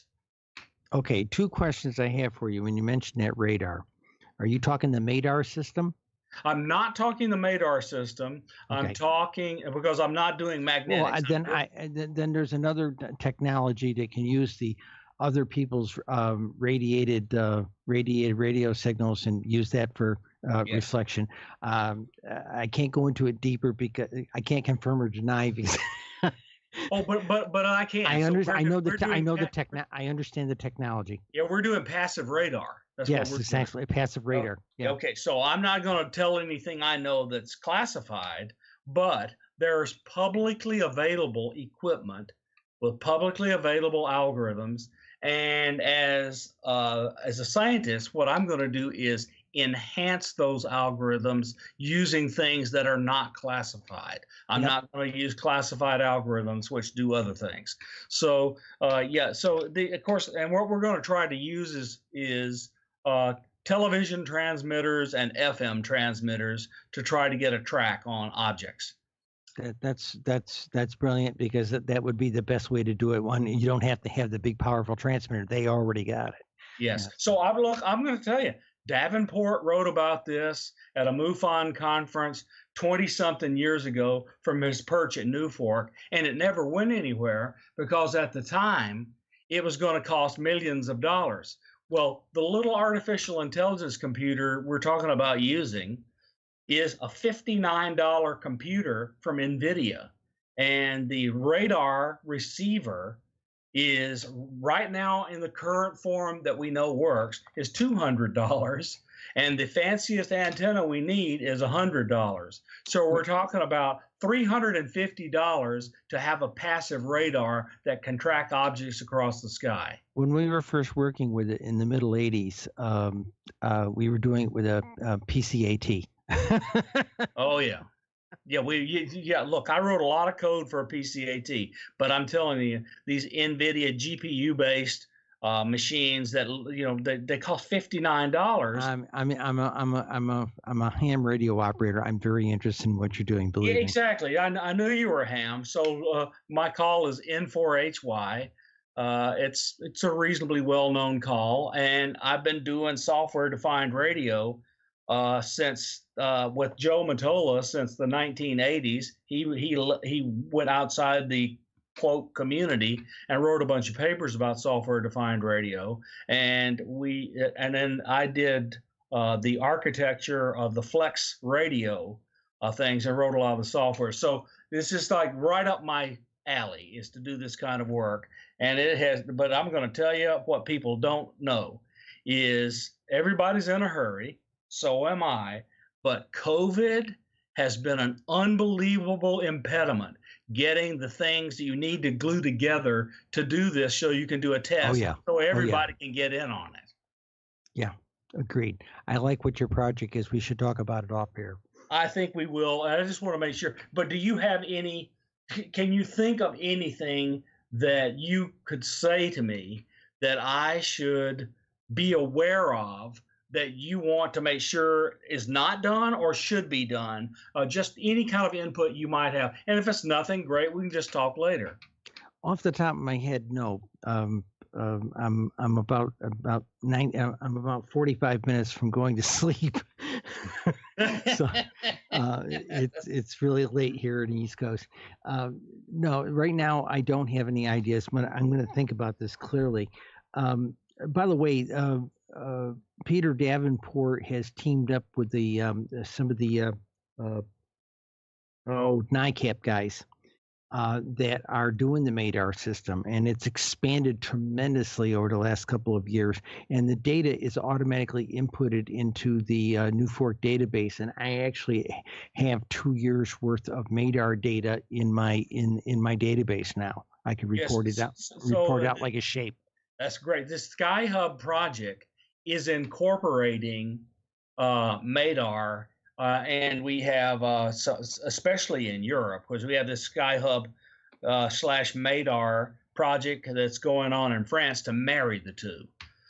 Sky Hub is international, but me, everyone, I want to look for magnetic anomalies as much as anyone, but MADAR's doing that work. So what I wanted to do is the radar work, which no one has done, and Davenport did such a great job of writing it up, and I just couldn't stand the thought of it not being done, especially now when we have the tools.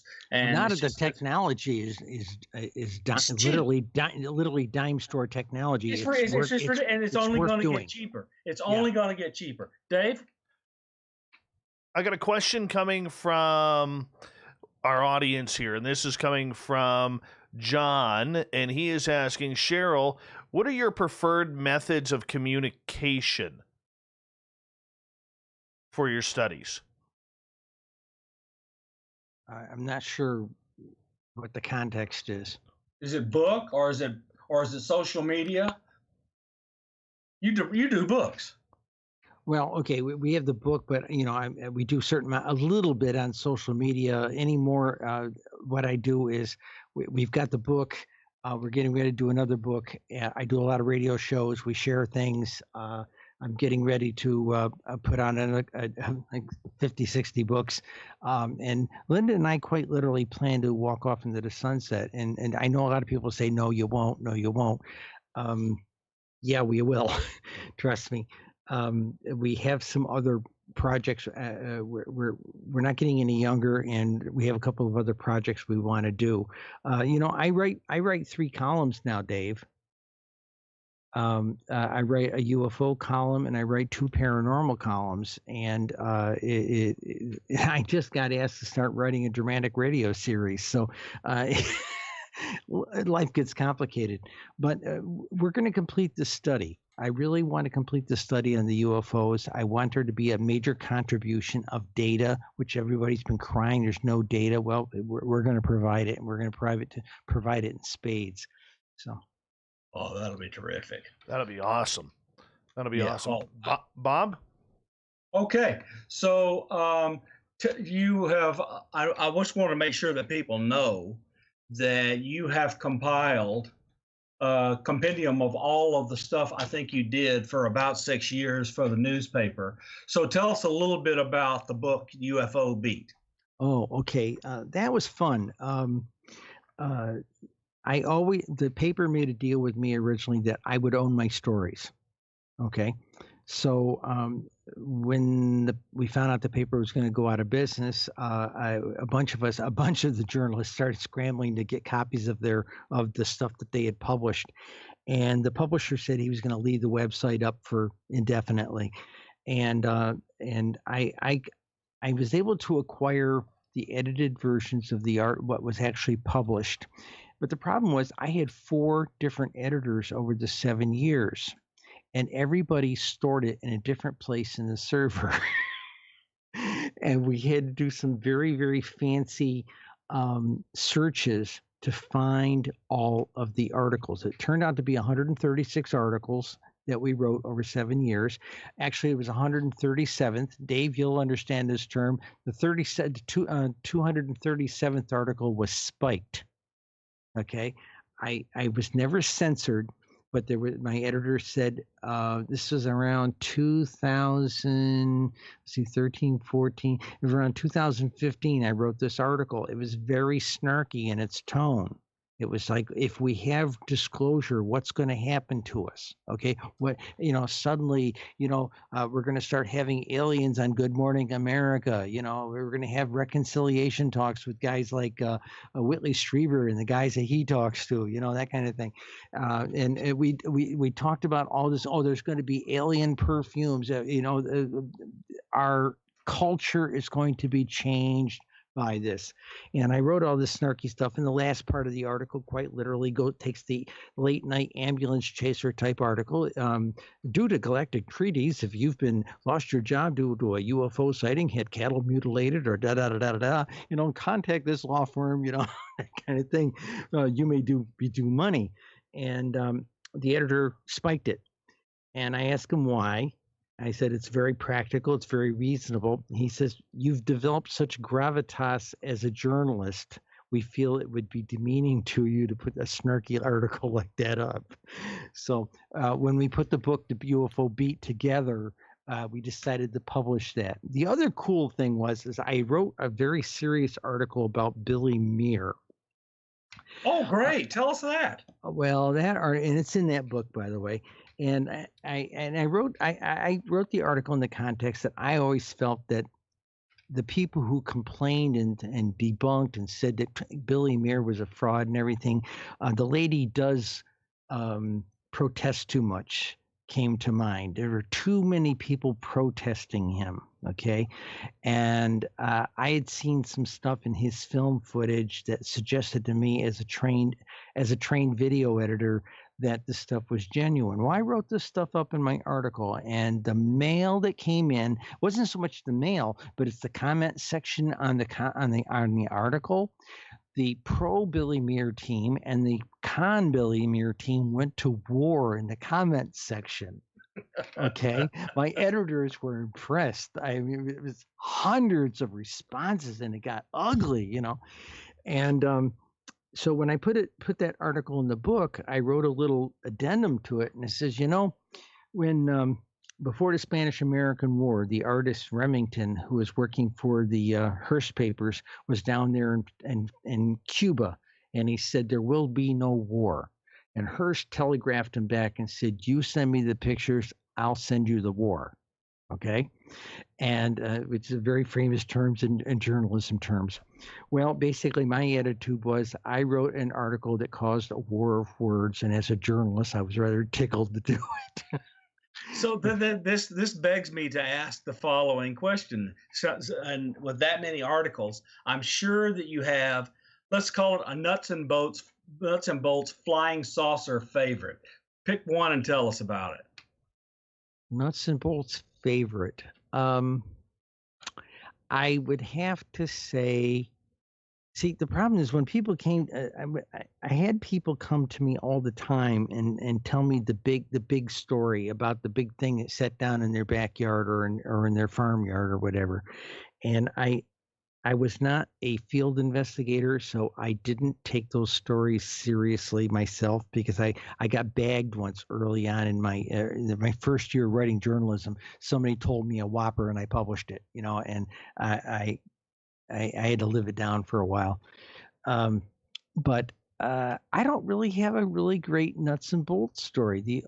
I guess the only thing I ever really had anybody argue with me about with the nuts and bolts. Oh, wait a minute. Okay, Circle of Lights, Buffalo, 1956, I think it was. Okay, the lady said it was hovering over a quiet little. And I'm going to call it middle class neighborhood, industrial, working class neighborhood, and it was a circle of about 30 lights, okay, and it hovered and it did some little gyrations and everything, and that's the closest thing I have to a nuts and bolts article. Oh, that's terrific, Dave. In regards to the studies that you have done regarding the entire phenomena, have you reached out to just ordinary research groups outside of MUFON to try and get the independent statistics as well? You mean other other databases, you mean? Yeah, because there's so many people investigating this subject, and I think of two up yes, here. I have. Okay, I know what you're saying. Okay, I made some overtures to try and get the Canadian data. I'd made some you got a really good researcher up there in Canada, and I don't try to step on his toes, but I tried to reach out to European databases, and it was a major hoop, and I'm not funded. Okay, you know what I do, by the way? You know, all these hours I log. I bill my time at $75 an hour. So right now, this series of books is going to cost. It would probably cost over $100,000 of my time. So I put this much time into it. But I have reached out to some of these other databases. Some of them, they won't return my email. They won't talk to me. There's a lack of cooperation. I think they think I'm going to steal their thunder. I'm not. I ask them to share their data. Another thing I've discovered is I found that some of these independent databases had basically the same information that the MUFON and NUFORC had. They were copying some of that stuff, So I didn't want the redundancies. So I just stayed with the two major databases. Okay, but do you think that a lot of this, and I realize this is hypothetical, but do you think that a lot of those numbers would coincide with each other? No, I don't. The smaller, what I'm calling mom and pop databases, I can't trust the integrity. I did get one shared with me, okay, and there was Peter Davenport's people vet the stuff to some degree. Okay, MUFON investigates and vets. Okay, a lot of the mom and pop group I got a hold of, they did not vet their stuff, and it was I found the data to be pretty junky. So not that I should treat everybody like that, but I got very early on. I asked about over a dozen of these kinds of places if they would share data with me, and they pushed me away. I was a journalist. Oh, I was going to out somebody, and there were other issues. They said, so some people are very stingy with that material. They're a little fiefdom. So it comes down to that kind of thing, and I can't work with that. Either there's going to be free sharing of this stuff or there isn't. After our book came out, I had emails from professors all over the world asking me for my database. But the problem is when I asked them, what exactly are you looking for? Well, see, they wanted to get in there. They thought they'd be able to get in there and read all kinds of good stories. It always comes down to stories. And I said, no, this is pure data. There's no write-ups in there. And they all went away. Because I was only collecting what, when, where, what shape, and tracking time. Okay, you asked me a question earlier. I want to give you an answer because it's really straightforward. You go to a university and you get in front of, say, one department's faculty, and they care about one thing, Cheryl. What part of your research or the research you're proposing can they go to a government entity, whether it's the National Science Foundation or the Department of Defense, et cetera, and get funding for it? And the answer is nowhere. Yeah, so they cannot get funding, so they're not interested. Dr. Condon fixed that for us, didn't he? Yeah. Yep, certainly did. Edward Condon did more. He effectively eliminated with a few $100,000 of CIA money. He effectively eliminated all scientific research in the United States into the phenomenon. Okay, let's talk to your audience about that. People always come to me, where's your validation? Validation comes in the form of government agencies that do research, government foundations that do research, academic teams that use government money to do research, and also to some degree before the internet, major papers of record, right, Dave? So he shut it off, and all four of those, at least the three with the money, the top three the government agencies, none of them are doing it. None of the journals are doing it. And then you talk to the newspapers, he got out there and told them it was all putkus back there in 68. And all of a sudden, newspapers stopped. Hell, the New York Times ended up running big chapters of that book. And then ufology comes along, desperately needing money. And a billionaire comes along and gives all these researchers money and so forth. And everybody cries wolf.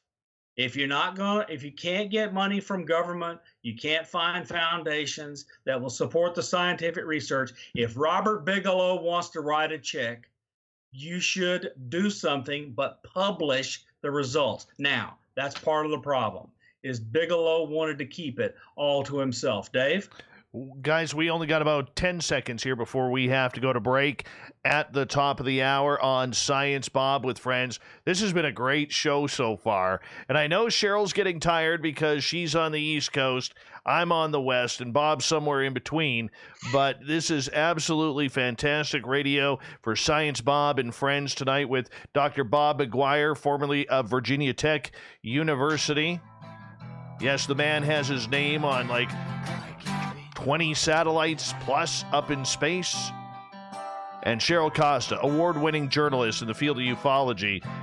We'll continue with Science Bob and Friends right after this on Spaced Out Radio.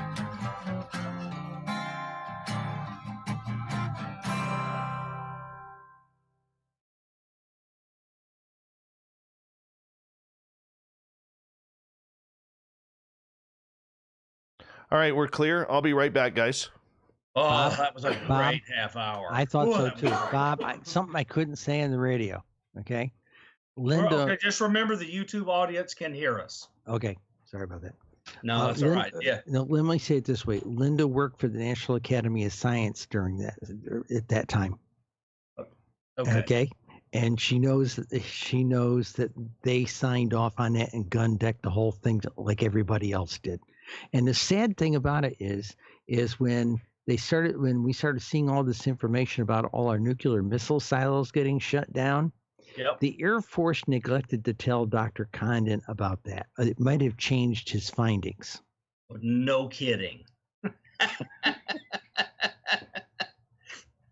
Yeah, so look, the timing was rough because remember Minuteman came out under Kennedy, was deployed all over the place. So Condon was a little prior to the Minuteman being deployed, and after the Minuteman was deployed up all across the northern tier down into the wheat states and the plains, UFOs were everywhere.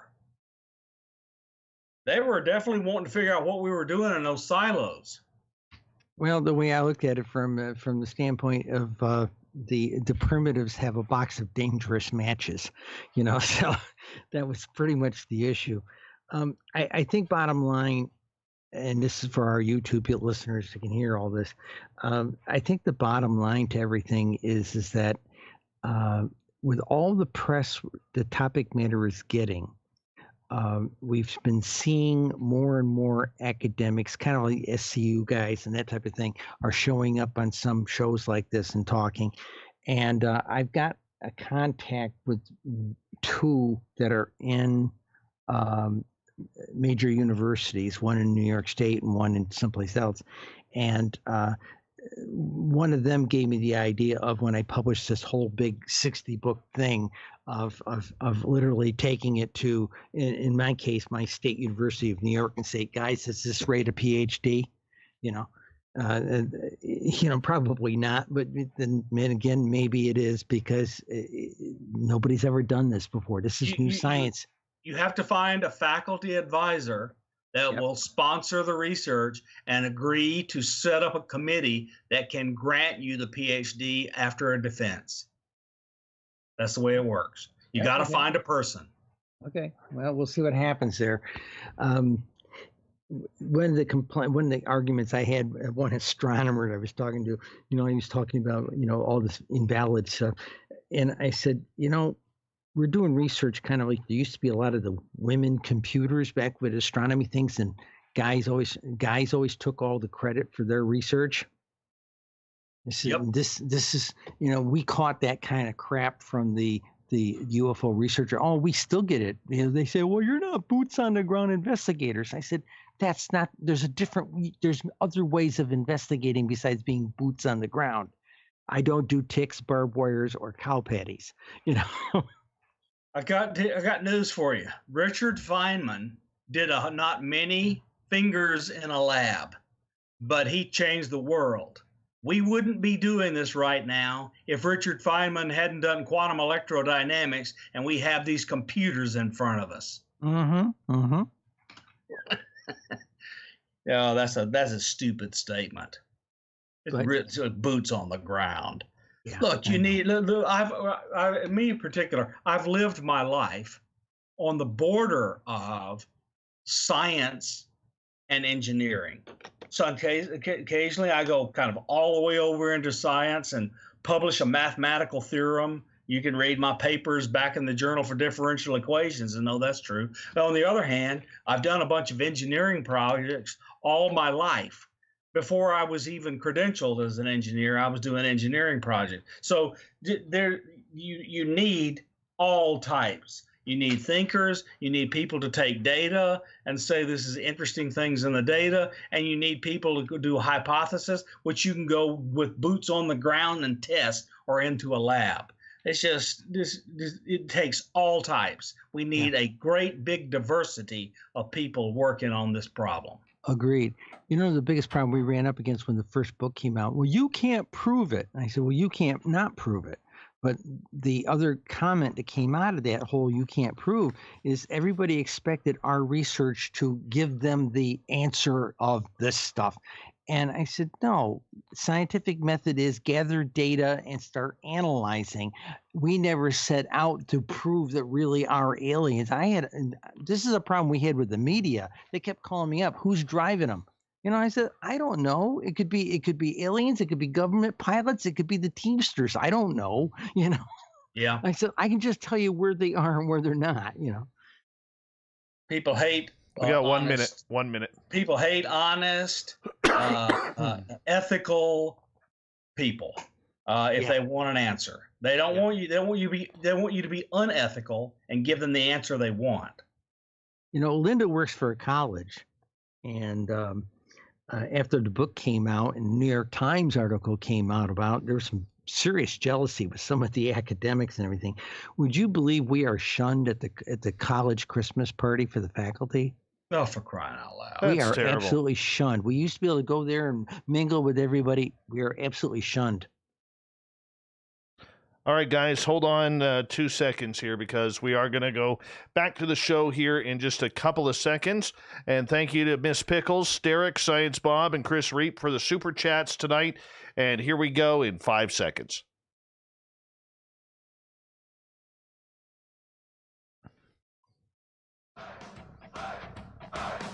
Would you like to connect with us? Head to spacedoutradio.com for all your latest show info.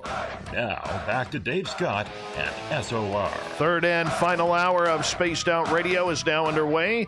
My name is Dave Scott. Thank you so much for taking the time to join us. We really do appreciate earning your listening ears. Thank you to everyone tuning in on our terrestrial affiliates around North America, digitally on TalkStream Live, Revolution Radio, and KPNL. All of our archives are free. You just got to check them out at youtube.com/Spaced Out Radio. Just do old Davey the favor. Hit that subscribe button. The Desert Clam has set the password for tonight in the SOR Space Travelers Club.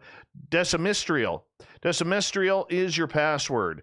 Use it wisely, space travelers, as the Clam sets the password each and every night right here on Spaced Out Radio. Our website, spacedoutradio.com. We have a plethora of features for you, including rocking out to Bumblefoot and reading up on Captain Shirk's SOR Newswire.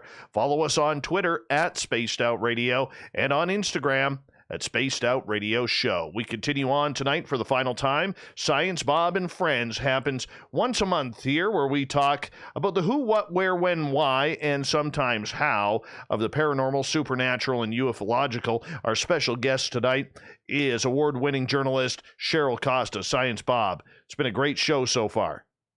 I'm loving it. So, Cheryl, look, you are a moderator on a bunch of UFO UAP groups on Facebook. So why don't you give us a couple of them and tell us what the focus of these groups are? Some that you might say to our audience you recommend.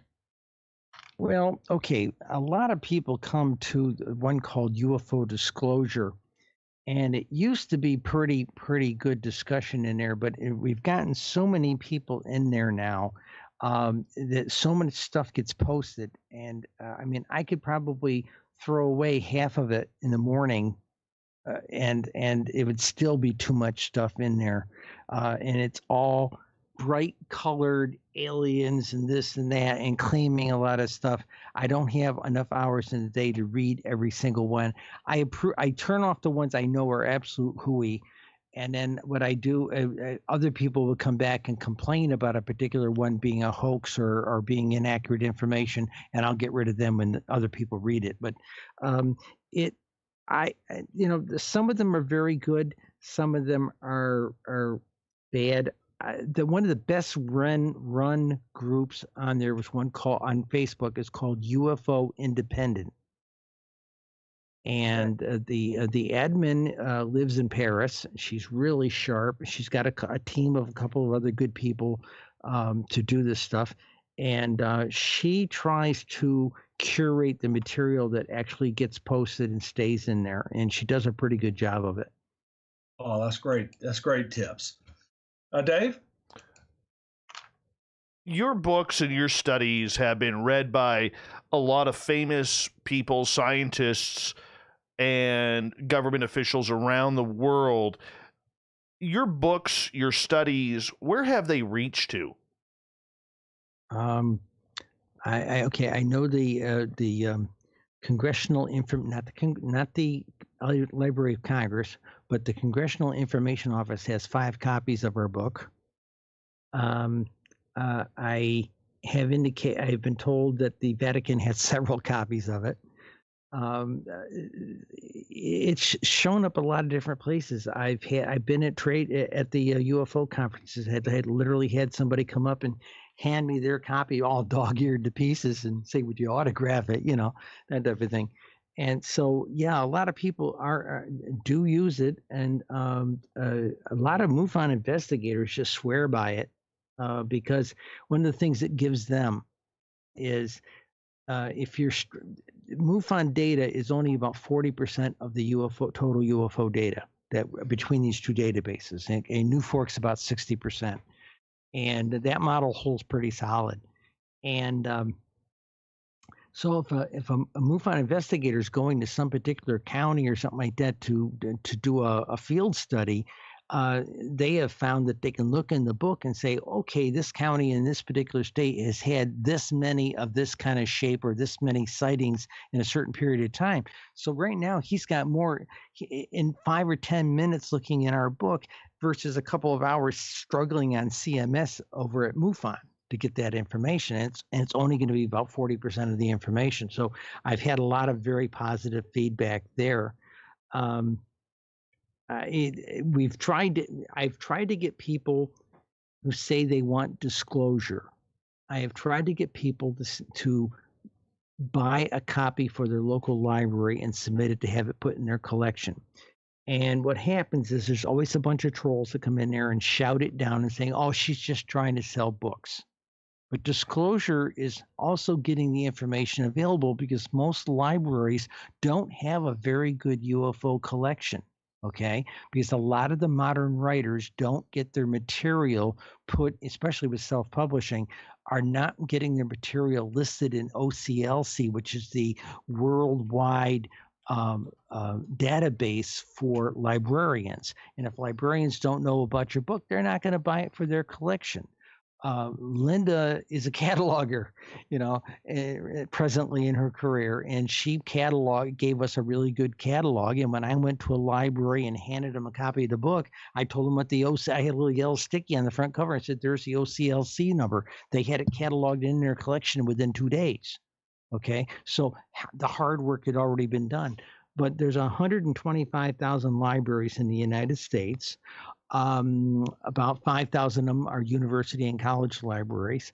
And if UFO community can get their heads out of their bottom side and start pushing a book like this that gives data and ask their local library to carry it, we could start quite a movement. If I could give it away for free, I would give it away for free, but I can't. Okay. There's a goofy thing that has come up. We might have COVID slowed this whole process down, but since President Biden was elected, we're back on track for the same kind of disclosure that we might have had with Hillary, and Senator Rubio got that bill tagged in with the COVID bill, and then we got this 180 day clock ticking right now, and we're starting to see releases from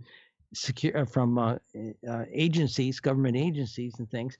And I would, if I could do it, if someone had $4,000 to cover postage and the cost of books, not my cost of books, but the publisher's cost of books, which is small, I would give a copy of this next book to come out to every representative in Congress.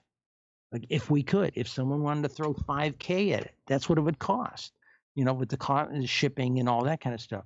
And we'd be giving them the book at printer's cost. We feel that strongly about it. Okay. But there's still a lot of resistance with representatives. I wrote, I know that there are congressional hearings in the works, probably after we get out from underneath the woods with our current impeachment trial and get out of the woods with trying to get the country back on its feet with COVID and all this kind of thing. But I think maybe next year we will see an effort to have some congressional hearings on the topic matter. And I've already had 2 lobbyists call me and tell me, you guys have got the only data book. Maybe, are you okay about testifying in front of Congress? And that's a possibility. I don't know. Are they going to call me? I don't know. But I wrote my congressman. I wrote my senator. And the funny thing about it is I could write them and ask them a question about veteran stuff or something to do with taxes or something like that. And I'll get a letter back in 5 or 6 weeks saying, thank you. We'll look at that. We'll get back to you. Okay. I wrote my congressman and my senators, and I sent them copies of this book. And let's see, it's Schumer and Gillibrand. It's been 3 years, and I've never had a response back from them. And I wrote my congressman here recently to make sure, I had to wait till I make sure he got reelected. And I wrote him a nice, polite letter and said, if these hearings come up, I'm a New York State expert. Please feel free to have me invited to the hearings. I don't understand why Kirsten Gillibrand wouldn't, since she's on the Senate Select Committee on Intelligence. That's the goofy thing. Schumer's people told me, well, we never got it. And I said, well, what do you mean you never got it? He said, well, we lose things. I told him I had sent them a letter. Well, we lose letters in the mailroom all the time. I said, mine had a 2.5-pound book stapled to it. So do I need to go talk to the postal inspectors because the congressional mailroom has thievery? And no, bring us another copy of the book. Bring us another copy of the letter. And I took it to them. They told me it was going to go down in the mail pouch to the DC office. Again, nothing happened. Not a peep out of them. So because we study this topic matter, I don't have representation. Didn't we fight a revolutionary war over that kind of thing? That's my attitude right now with the government. We'll see where this whole thing goes with the 180-day thing, and I know that the ATIP people are pushing it to some degree, and the lobbyists say the deep state wants this out in the open, and the only reason they clammed up is they didn't like the previous administration. So we'll see where it goes. Well, I hope it goes somewhere. Is Maloney are you in the 18th district? No, I don't remember my district, but I'm Catco is my guy. Got it. Okay. Got it. So, but the bottom line is that, we're going to have a new book come out here very shortly. I got a funny feeling somebody like the New York Times is going to do a big piece on it again. We're going to get a lot of visibility. And if we do this whole 60-book series we're going to generate a lot of media interest in the mainstream media. And that's what we're hoping to do, is generate that interest and get the buzz going. And maybe somebody in Congress will pay attention to it and say, maybe we need to look at this stuff. One would hope. Dave, you got a question? how do we clean up the message? Okay, this message, whether it's the statistics, whether it's disclosure, whether it's confirmation, is so convoluted and going in many different directions. Is it behooving of the UFO community to go in so many different directions when we should probably focus on winning on one target rather than numerous different avenues at the same time? I agree. Okay, I have taken the thing, again, I do my studies the way it does. I'm working the media angle, and I have been supporting Steve Bassett, our primary lobbyist down there. And I've been taking his lead on things. Him and I have consulted each other for years. We're both winners of the Researcher of the Year award from the International UFO Congress. So we have a brother-sisterhood relationship in that regard. So I take his lead on it, and we'll see. We'll see where this goes. What I don't like is the fact that some of this, it's being couched in defense terms, that there's a threat. Okay, if we really had a threat, we would have been flattened back in 1561. In Nuremberg. These people have the ability to make any kind of war with them over within 90 seconds. So I don't see where they're the threat, except for the fact that maybe there's a new player in the game and we don't know, and we're concerned about that. That means state government knows more than they're telling us. I don't know. I have no idea. Frankly, I don't think the government's that well organized and really has their finger on the pulse of it like people think they do. That's my personal opinion. Oh, yeah, I don't believe they're organized around much right now. They may have hidden a bunch of things, but I don't believe that they're very organized on the Men in Black kind of flavor of things, except maybe where I always felt that Men in Black were basically Air Force intelligence around developmental bases, and that was it. That's all I've ever figured they were. So, yeah, we get these hints from people that say they have testified before the Congress, like Eric Davis, that said, and others, many others, that say the active work around reverse engineering things we might have goes in cycles.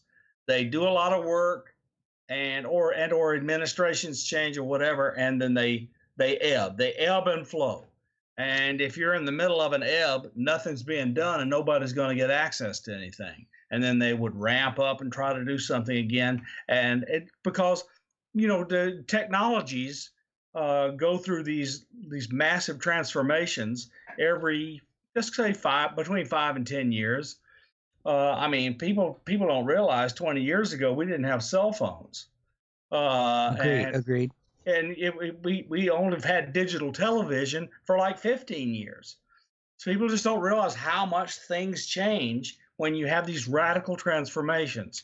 So I think that's kind of the cycle is, do we have new technology that we can apply to this problem that might get us further than we've ever gotten before? And I think there's that level of management of it.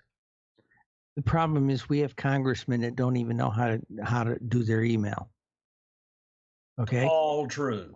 Okay, that's a major issue right there. I'll point. I'm going to make a political statement here. We were going to the moon. Now let's just put that whole story aside for a second. That the aliens don't want us there. Okay, that's the common story. But But the program got canceled. We have 3 rockets laying on their side. Okay, that were part of that Apollo program. What it was there was a change of administration. I'm old enough to remember the change of administration. And it was a Republican administration, and they wanted to go with something cheaper, something easier to use, like a space shuttle, and that was the whole idea. And we have a similar thing here in our county. We have a really, really good helicopter airlift for state police, not state police, but the county sheriff's office to use, and they've done tons of rescue work with it. And a Republican administration came in and wanted something smaller and cheaper to maintain, that type of thing. They don't have a plan. That party, I used to be part of the Republican Party. They don't have a plan. They have no vision. And we had the technology. We were going to the moon. We had plans to build a base on the moon. We were going to do all this stuff. A new administration came in. They wanted to do it, space program, smaller and cheaper. And what we get? We got the shuttle. And now they're all retired. And now we're going to start over again with moon missions. But you know what they did? They went back to 1960s technology again to build the current moon rocket. I know people in the engineering teams at a couple of the major manufacturers, and that's what they told us to do. And they told them, we don't want to hear about any new technology. Let's just use what we already know how to do. Well, Mr. Musk has quite a, and now the oh yeah, he's blowing their socks away. And Amazon, he's leaving Amazon to go pour all of his heart and soul into Blue Origin. So we're going to have the commercial guy billionaires building these rockets. They're going to take off and go on their own, with or without the government. Agreed. I agree 100%. Okay, so people I want to answer a question that came up, which is not directly related to our topic, but I think it's important. Sure. So there was a recent release under FOIA of a claim that the government is working on materials that came from crashes. And so this misleading title has been all over the place. And if you actually take the time to read the actual documents, nothing like that is ever even mentioned. So it's complete. I think it's a friggin' disinformation op. Or if not, it's just dumb. I agree. Dave, you got a question? I'm just listening to you guys, and it's just baffling where we're going. I mean, look, I deal with a lot of stuff on this show. I deal from everything from ET contact to UFOs to portals to secret space program and all of these craft in between.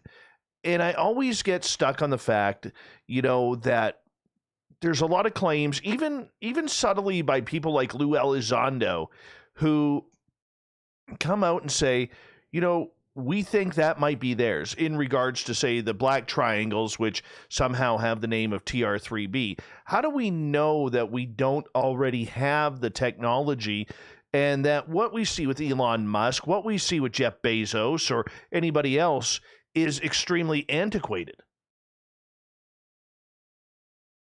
Might be. It might be. It's funny. People keep telling me about TR3B. When I saw a triangle in 2012, it was 3:00 in the morning. I had just come back from running the morning edition at the paper, and it was a clear, starry night in June. And this thing went over. It started blotting out the stars, and I heard a humming sound. Okay, and I looked up. This thing is over a football field long, blotting out the stars, casually moving along at what I would estimate to be about 40 miles an hour. Okay. And it was very sharp on the edges, 2 stories, 3 stories deep, so to speak, and a football field or slightly longer. Okay. Now, there's been some suggestion that technology is essentially a blimp. Okay, very, very rigid blimp, and are dirigible, so to speak, and that they're using some other kind of technology for the propulsion or whatever, but is essentially a dirigible.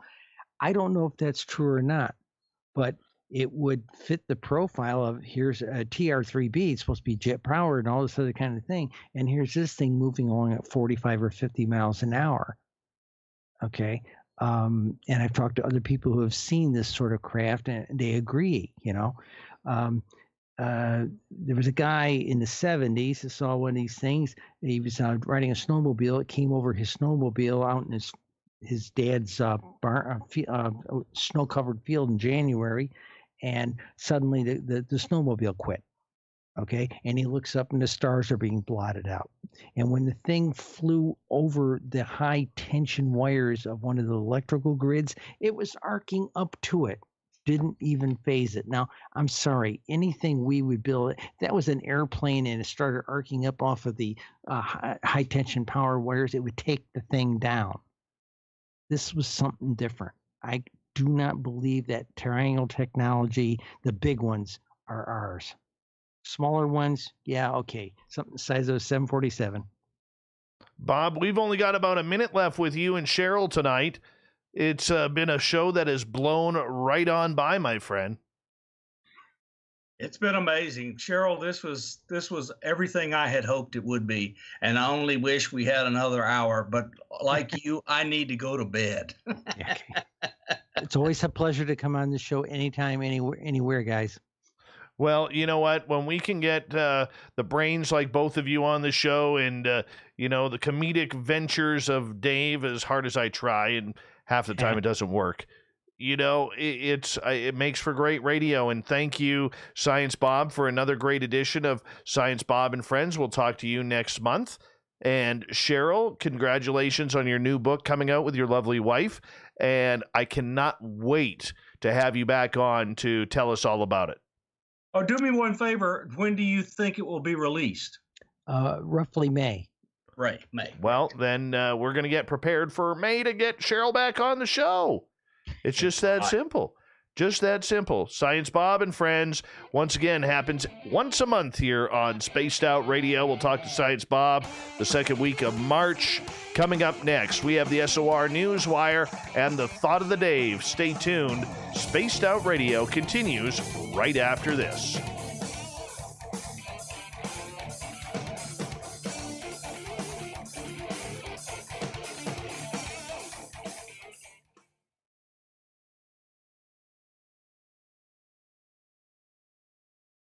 Good show, guys. Oh, thank you. Great. Thank you for having me on. Oh, we love it. Great, love Cheryl. it when you're here. Love it when you're here. Well, I'll keep you posted every now and with a little tidbit. I'll drop you a tidbit like that chart. There's 2 charts I sent you, and like I said, I got to get the database together. I've got maybe another 600 lines worth of stuff to finish with the 2020 data, and then I can start putting the database back together and start putting the algorithms back in. After that, we've got a rapid production process for generating these charts and putting the book together, and we're going to start doing it. Awesome. Sounds perfect. I'm going to let you guys go. I got to get the news ready. Take care, gentlemen. Right. Science Bob, we'll talk to you tomorrow. Take care. See you, Cheryl. Bob, reach out to me on Facebook. We'll talk. I'll do it. Bye-bye. All right, guys. Take care.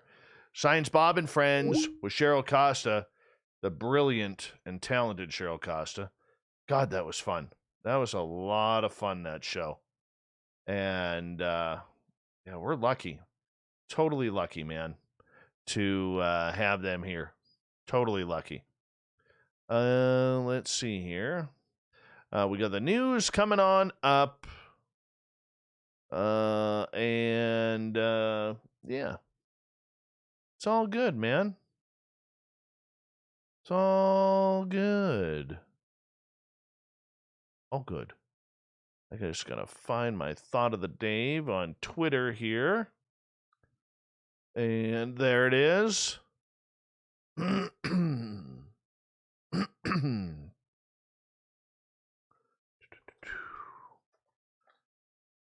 Great job tonight, Science Bob.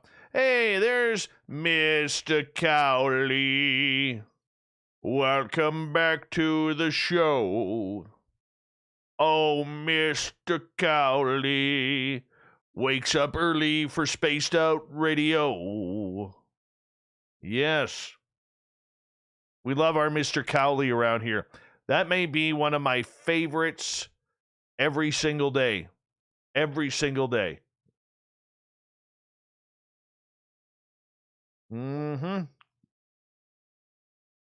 We need more clapping, people. When I clap, you guys got to clap along too. Hey, Noble Patrick, how you doing?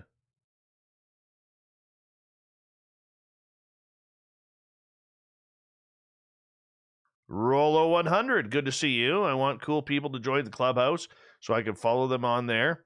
Would SOR hosts accept my clubhouse invite? What is a clubhouse? What is that? Let's see here.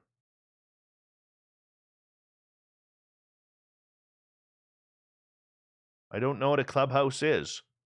Are you golfing? Oh, yeah.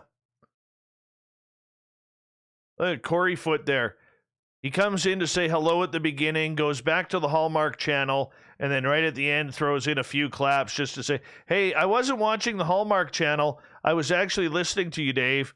Yeah, I got your game plan there, Corey Foot. I got your game plan. Where's bench press tonight? Did you go to bed early?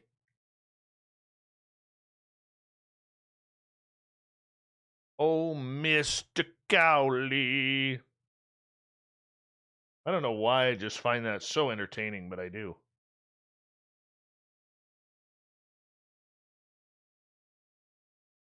Maybe I shouldn't, but I do.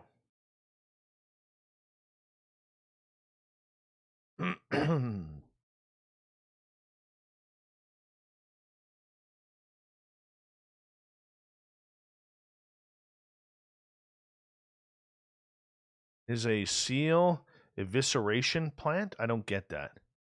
Strip club I could see. Honey trap? I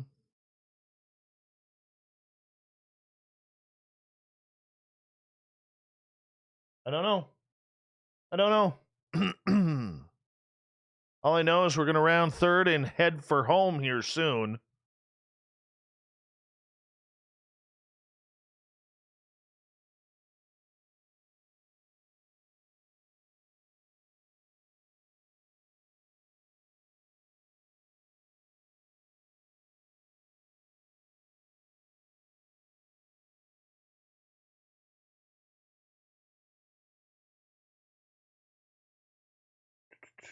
$15 seconds.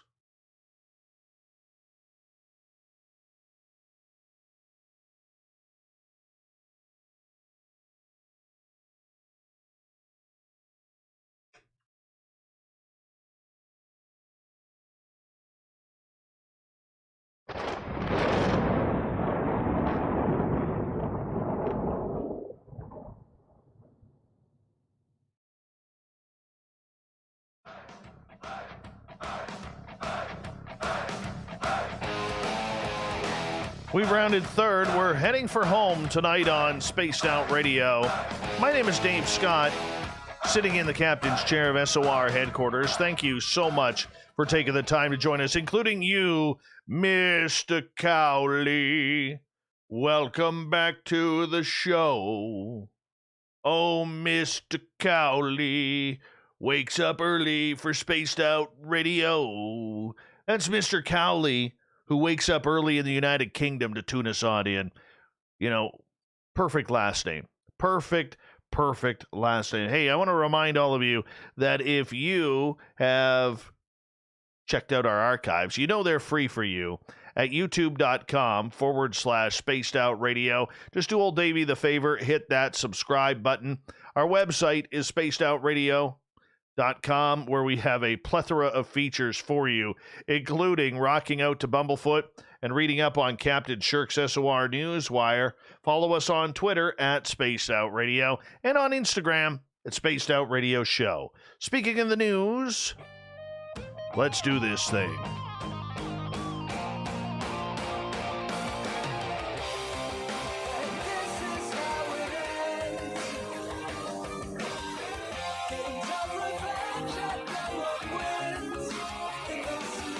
The news is always changing, which is why we bring you the SOR Newswire at the back end of every show, where we get to the weird, the strange, the wacky, and sometimes, I don't know, the financial? Yeah, let's call it the financial.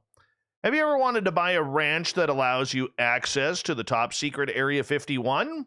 Well, if you have a big enough checkbook, you can buy the Medlin Ranch. It's on the market. It is the only cattle ranch that is directly adjacent to the world's best-known military base. The ranch is also home to one of the most enduring stories about Area 51, the legend of the Black Mailbox.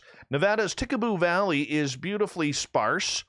It's not really a place you might think you want to raise and graze cattle. And when a tough cowboy named Steve Medlin first moved there in the early 1970s, there were no buildings, no running water, or other utilities. Medlin and his wife built their large ranching operation using their own sweat and labor to eventually have 750 head of cattle.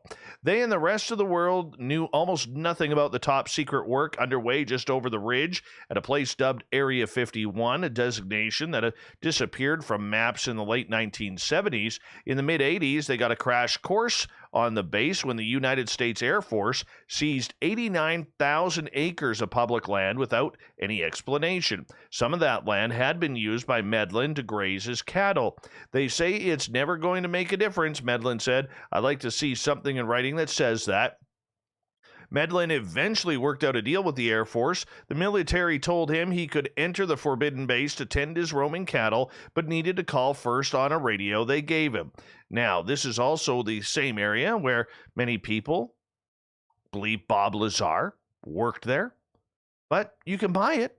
You can buy this property. Imagine that. The Black Mailbox. You know, I've never seen it. I've never seen it. That's one of the things I want to do. When we're able to travel again, I want to make sure that I can head to this. I want my picture beside the Black Mailbox. So, by the way, if you're wondering how much this is going to cost, $4.5 million. $4.5 million. You know, if you can put down 10%, that's $450,000.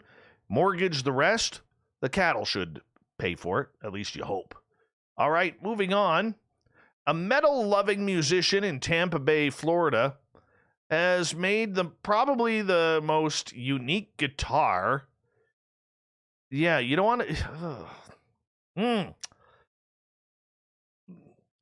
I don't even know how to explain this. So this is what Prince Midnight did. He built what they call a Skelecaster. Skelecaster. Using both the remains of his leftover Fender Telecaster and the bones of his dearly departed Uncle Philip, the man who introduced him to the rock genre back in the 1990s. Philip died in a motorcycle accident in Greece in 1996 at the age of 28, and his skeleton was donated to a local college. After 20 years, he ended up in a cemetery my family had to pay the rent on, like literally in a wooden box, Midnight had said. It's a big problem in Greece because the Orthodox religion doesn't want people cremated. So with the help of a local funeral home, Prince Midnight had Uncle Philip's bones sent from Greece, but the plot thickened when he declined to buy a cemetery plot for Uncle Philip. No, he had other things in his mind. The bones were in pieces, and after a few weeks of showing them to his friends, Prince Midnight decided that since Uncle Philip was a metalhead, we'd turn him into a guitar. Friends familiar with making guitars from scratch warned him that a bone guitar wouldn't sound as good as one made from wood, but Prince Midnight was undeterred. He says he didn't care. Turning Uncle Philip's remains into a ghoulish guitar was a challenge. First, Prince Midnight had to weld a metal bar to the spine to attach the neck of the skeleton. Yes, then he had to make sure that the neck and the bridge would be exactly parallel so the guitar strings would freely ring. He also had to put a jack for the cord into Uncle Philip's hip bone. Ugh, this thing's gross. I'm not going to lie, this thing is gross. Although Philip's skull was included in the remains, Prince Midnight said it was damaged and he couldn't be added to the head of the guitar. Prince Midnight is forbidden by law from selling the Skelecaster, but he is having fun stringing up along Uncle Philip. Still, he admits his project caused some awkward moments with his mom.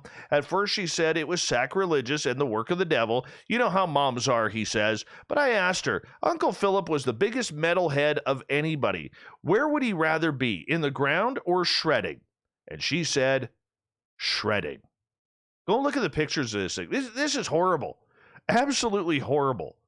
I mean, oh. Yeah, Bruce Springsteen, who already was a high-profile big shot during the Super Bowl for his ad with the automotive company Jeep. Well, we're now finding out, after telling everybody to be equal and be fine and love one another and don't do anything stupid, that he was arrested for drinking while driving in New Jersey last November. Yes, Springsteen, a.k.a. The Boss, was hit with 3 citations back on November 14th, 2020, for suspicion of DUI, reckless driving, and consuming alcohol in a closed area. A National Park Service spokesperson said Springsteen was cooperative during the process. The Boss has a court date in the next few weeks, which was first reported by TMZ that he was arrested on Wednesday. It was unclear why the news was revealed only now. Springsteen was pulled over that November Saturday in Gateway National Recreation Area near Sandy Hook, New Jersey. In addition to its Sandy Hook property, the 27,000-acre park includes 2 units in New York, Staten Island, and Jamaica Bay that comprise various historical spots. Springsteen and his wife Patty live mainly on the 400-acre horse farm in New Jersey to the southwest of the park's Sandy Hook unit. It's just east of Freehold, New Jersey, where he spent his childhood. Yep. So he's pretty proud of that, but he's not pretty proud of the whole idea that after getting in this Super Bowl commercial, where he probably made a couple $1,000,000 for it, telling everybody in America to come together, he goes, there is a chapel in Kansas standing on the exact center of the lower 48. It never closes. All are more than welcome to come meet here in the middle. Well, you shouldn't do that when you're drunk driving, Bruce. You shouldn't do that when you're drunk driving.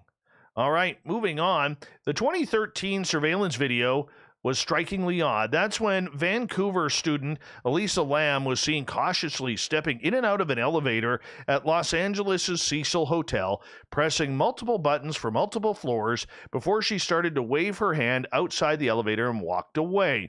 Lam who lived in Vancouver, came to LA to sightsee. She vanished just one day after arriving at the Cecil on January 31st. On February 19th, the 21-year-old student's nude body was found by a maintenance worker in the hotel's 8-foot water tank on the roof. Now, there's still some speculation. Was it suicide or was it murder? Well, apparently, there's a new show called Crime Scene, directed by Joe Berlinger, of Conversations with a Killer, the Ted Bundy tapes, and Paradise Lost. Well, he wants to call this episode The Vanishing at the Cecil Hotel, which will be released on February 10th.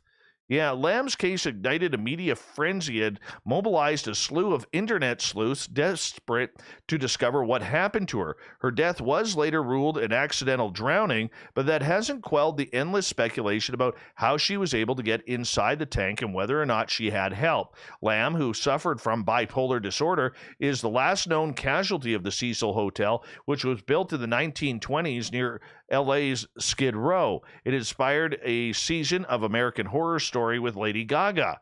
Well, numerous murders and suicides allegedly have occurred there, and it was, for a short period of time, the home of serial killer Richard Ramirez, also known as the Night Stalker.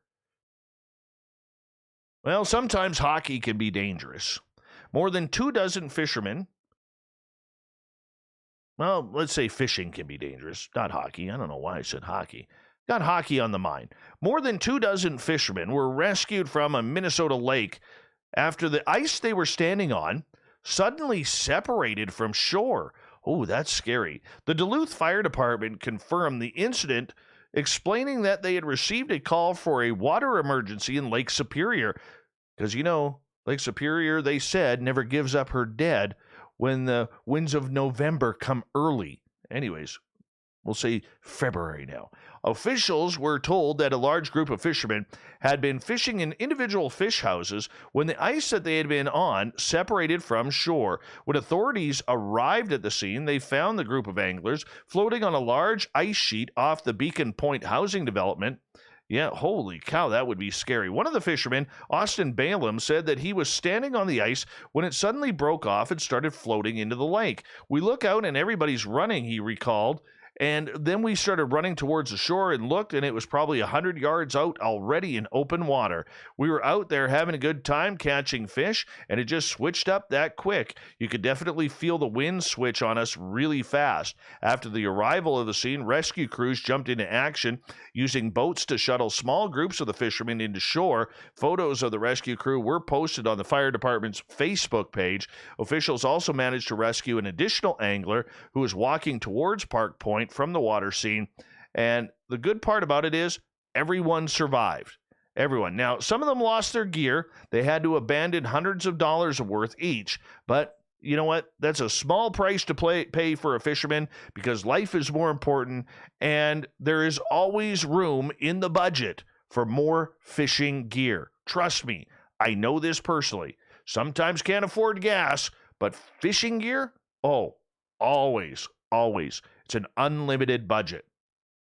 3 people who survived on coconuts for 33 days before they were rescued from an uninhabited island in the Bahamas are now in the United States Immigration and Customs Enforcement custody. A helicopter spotted the stranded trio waving a large makeshift flag Monday during a routine air patrol. A chain of islands between Florida Keys and Cuba is where they were found, according to the U.S. Coast Guard. The 2 men and 1 woman who are from Cuba were taken to the Lower Keys Medical Center in Key West, Florida, before they were arrested Wednesday by Border Patrol officers and transferred to an ICE facility in Pompano Beach. ICE did not immediately respond to a request for comment. In the video shared on Twitter, Miami crew members with the U.S. Coast Guard Southeast can be seen dropping food, water, and a radio to the castaways. Weather, however, delayed the rescue until Tuesday, according to officials. The group told the rescue crew they swam to the deserted island after their boat capsized in rough waters. U.S. Coast Guard Petty Officer Second Class Brandon Murray says that their survival was nothing short of a miracle. I could not recall a time that we saved people who were stranded for over a month on an island. This is a new one for me. Moving on, I'd eat this. I'm going to tell you right now, I would eat this thing. A rare yellow lobster has been caught off the coast of Maine and has been lovingly named Banana.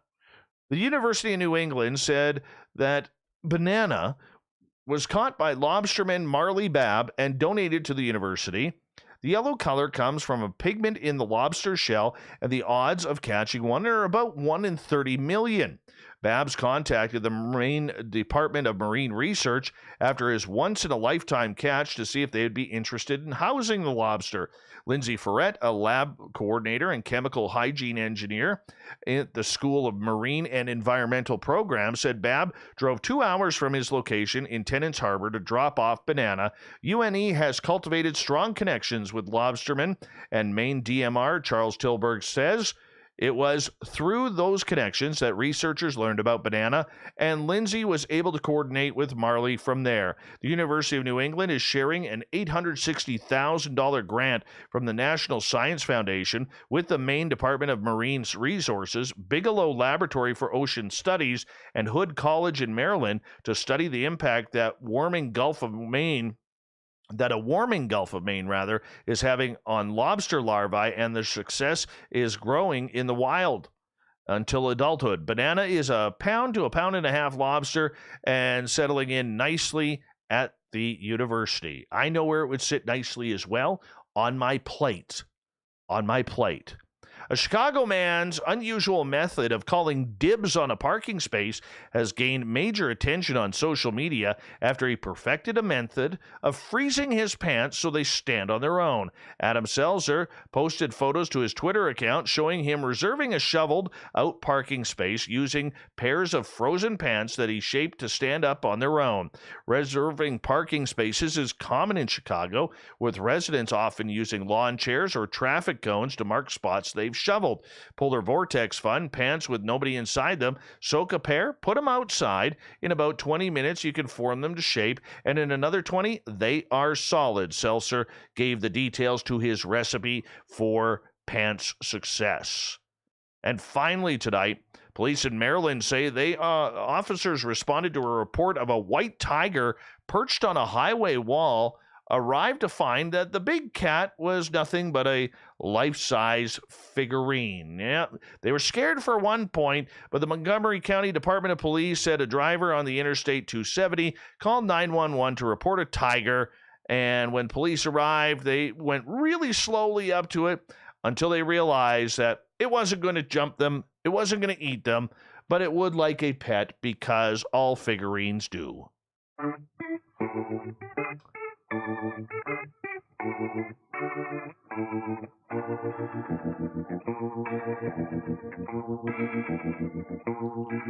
Thought of the Dave happens every night at this time, where we ask a question on our Facebook and Twitter pages, then read your responses on the air, because we love the audience participation around here.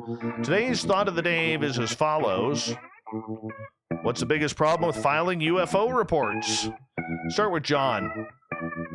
No submittal, closing case tracking, no confidence that people with the right backgrounds will be involved, no appeal process, no ability to interview past submitters to see what experience they had. Oh, wait, just one. Linda, nothing is done, just a statistic. Mark, is there an app for that? As there seems to be an app for everything else. Marty, one of our favorite veterans who listens to this show. Thank you for the clown, Marty. The biggest problem with making UFO reports or any other public admission of paranormal activity is the backlash people get. It affects their careers and even their personal lives negatively. Joseph, the looks you are given and sometimes the fight you have to do just to get someone to let you file it all. Dennis, I think there needs to be more publicity for organizations that are collecting data. As well, I would like to see more centralized compendium for researchers. With MUFON in the spotlight in recent years with abhorrent misconduct, I think an overhaul or rebranding is necessary. Jay, you would either be filing the UAP report with a government body. Oh, hold on a second here. I got to show you something. Hold on 1 second here. I'm going to stop the news here for a second. And the reason why is my lovely daughter has just turned 18 years old. And she is beautiful. She is talented. And no, come back. Oh, you're grabbing a chair. Okay, so my daughter has turned 18 years old, and I have to say, even though I'm her stepdad, I am very, very proud of who she is and the young woman she is becoming. Finally, she's a citizen because she will be able to vote.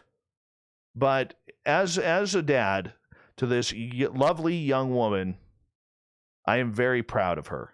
And the fact that she has allowed me in her life for 13 years to be someone very special to me. Lainey, happy birthday, my love. Happy birthday. I love you. Thank you. So, I'm sorry. I got a little emotional there. I got a little carried away when my daughter just walked in. And it's kind of cool. It's kind of cool. And she's got this devious little look on her face right now as she is all proud that it is her birthday. And I'm so proud to be her dad. Very proud. And yeah, now she can vote. She can officially vote. She could join the military. She can go to university. She can do whatever she wants because she is my girl. So my present to her, we're going to go get tattooed. Her and Dad. We're going to go get tattooed. We got to go make the appointment. Thank you to everybody for playing along in the Thought of the Dave. We will do it all again tomorrow night because that's what we do around here. And you can find it on Facebook and on Twitter at #SpacedOutRadio and at Spaced Out Radio. Thank you to Captain Shirk for a wonderful SOR Newswire for getting us going. And, of course, to Science Bob, Dr. Bob McGwier, who comes in every month for Science Bob and Friends. We love the show that he comes on. And our special guest tonight, Cheryl Costa. She is absolutely amazing. And I am so proud to have a good show like that tonight. But you know what? This show, though, I do dedicate to my daughter because she is just the pride and joy of my 3 kids. They're all the pride and joy, but it's her day, so we're going to celebrate. We got Mr. Ron Bubblefoot Thal rocking in the background with Little Brother is Watching. Bumblefoot is the official music of Spaced Out Radio, rocking us in and out of every single show. Get your horns up for the guitar god himself. Special thanks to everybody listening in at home, at work, in your cars, wherever you may be. Thank you to everybody in our chat rooms tonight on Spreaker, YouTube, LGAB, Revolution Radio, Space Travelers Club, Facebook, and the Snarkers and Snarkettes hanging out on Twitter at hashtag Spaced Out Radio.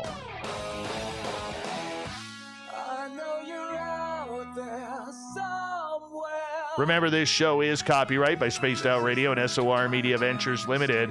Thank you so much for choosing to share your evening with us, because together, my friends, say it with me, we're watching. We own the night. Mr. Bumblefoot, we need a favor. We need you to take us home.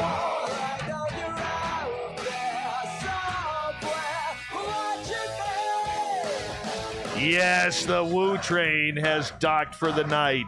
But tomorrow, my friends, we shall ride again. Your seats are always available. Your tickets never expire. And if you want to bring a friend, yeah, we've got room for them too. Good night.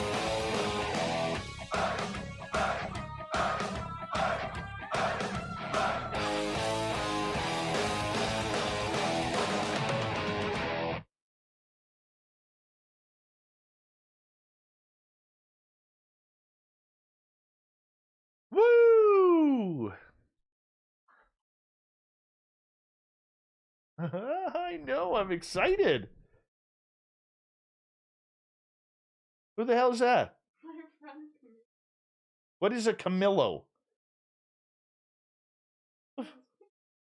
The hell is a Camillo? I don't know. He's your friend. You should obviously know.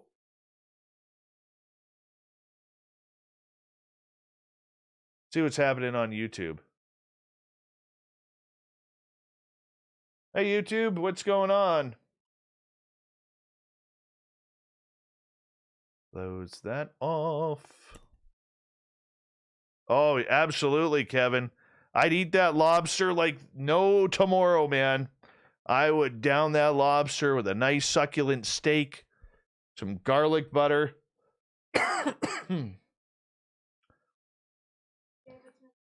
It's not midnight. It is midnight. Cheers, my beautiful girl. I love you. Oh, you do. I can't believe it. She brought me a shot of Fireball. Isn't that nice of her? Hey, Find our shot glasses. That's okay. This works. This works. Hold on. Hey, roll the 100 times 2. Let's see here. Howdy, mere person.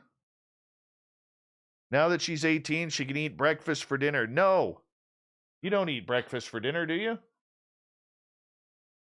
No, she doesn't like breakfast for dinner.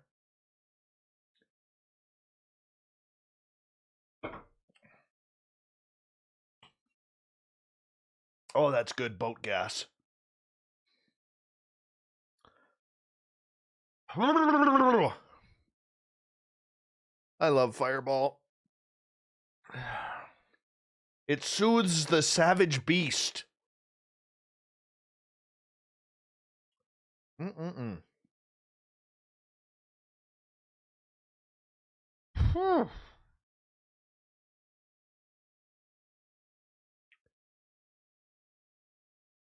Corey, you better watch your DVR'd Hallmark shows, Dave, before it gets too late.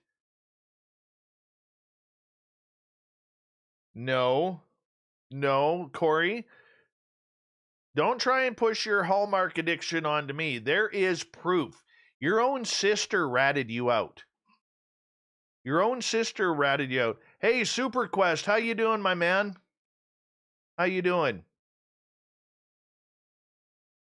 Holy cow. It's nice and warm.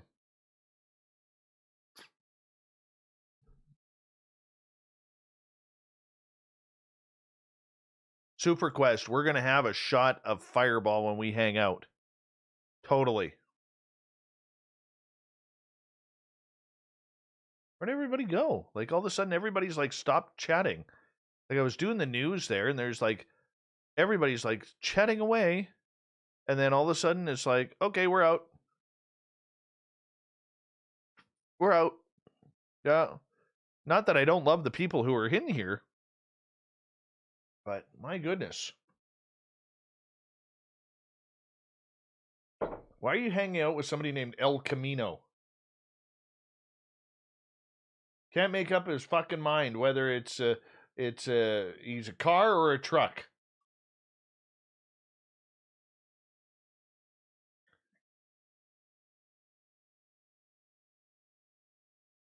Unbelievable.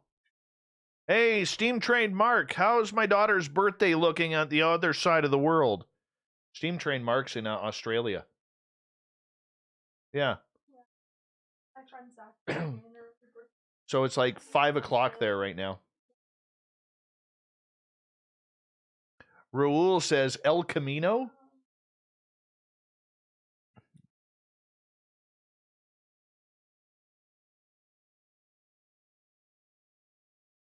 Burning calories and getting your alien fix. Working out at this time of night. The only workout that I get is my voice. Jenny says happy birthday. Thank you. Happy birthday from Australia from Steam Train Mark. Happy birthday from Cloudy with a Chance of UFOs.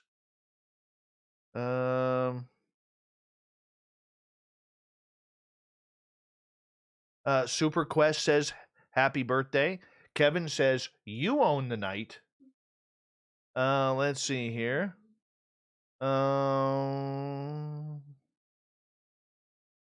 Let's see here. Ghost Sight says happy birthday.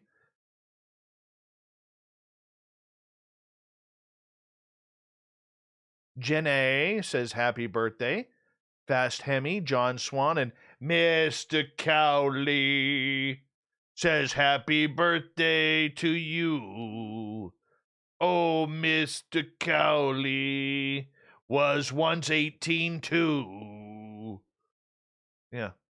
Rolla 100 says happy birthday.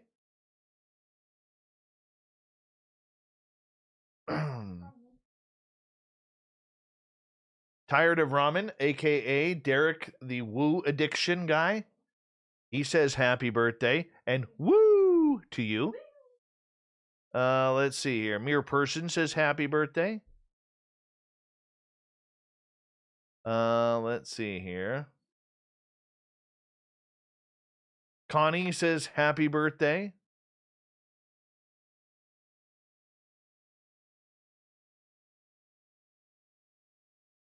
Corey Foot's sister Cammie is 18. But Corey's having troubles finding a date right now because he's too addicted to the Hallmark Channel. It's true. He's watching Christmas reruns right now. Actually, no, he's building up to the Valentine's Day specials on Hallmark. The Desert Clam says happy birthday and happy clam to you. Justin says happy birthday. Yo. Vinster says happy birthday. Dave's daughter. Race Fan says happy birthday. You're so gangster. It's horrible. It's horrible. Put my wrestling mask on. Come on.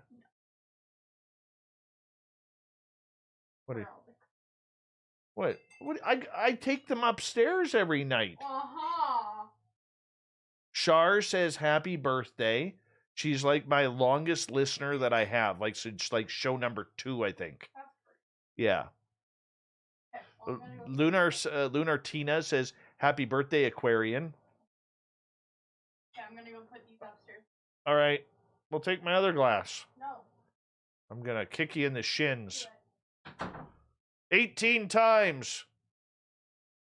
That's my girl.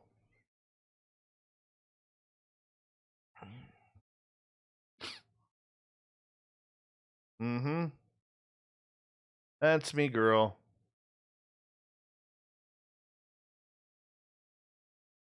Oh, Mr. Cowley.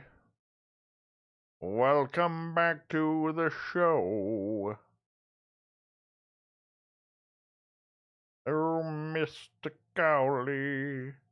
And Marty the veteran says happy birthday. Thank you, guys.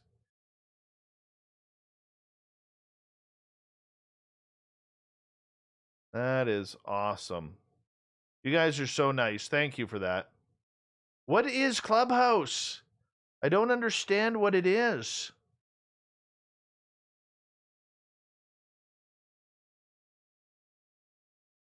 Okay, I'm going to look here. Clubhouse.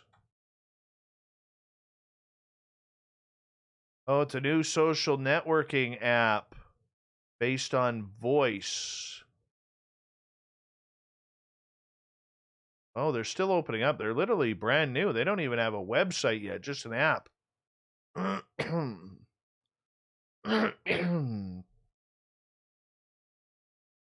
It was nice that she brought me a shot of Fireball for her birthday. I thought that was kind of cool.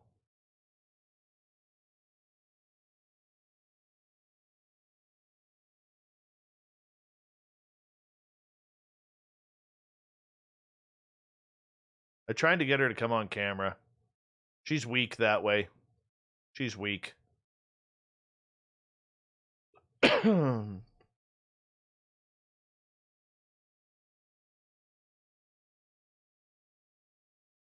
Yeah, I'll check out Clubhouse. I'm on that MeWe site as well.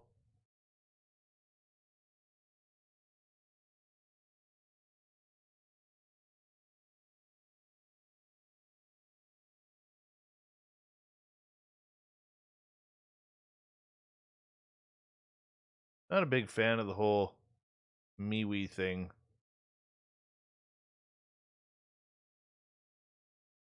But I have 28 contacts.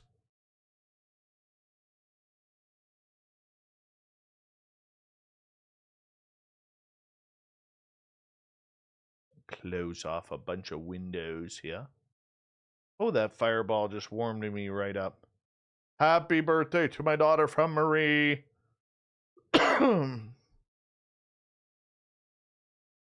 Fireball is good.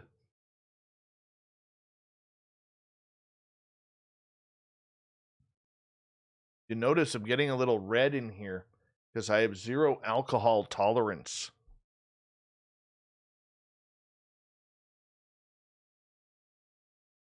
Oh, Mr. Cowley. Oh, it's Jennifer Aniston's birthday, too. Oh, I love Jennifer. She's been on my list for years. Oh, she's still gorgeous. She's like 52 today. Oh, Mr. Jennifer Aniston. Mrs. Jennifer Aniston. Oh, I can't even talk right now. God, she's still gorgeous.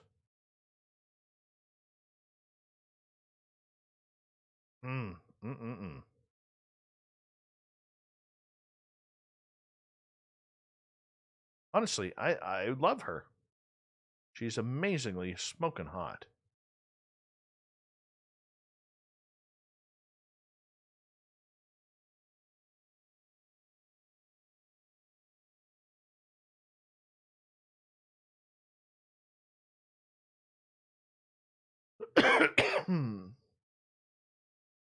The Jack Daniels fire is good, and the Jack Daniels honey is really nice.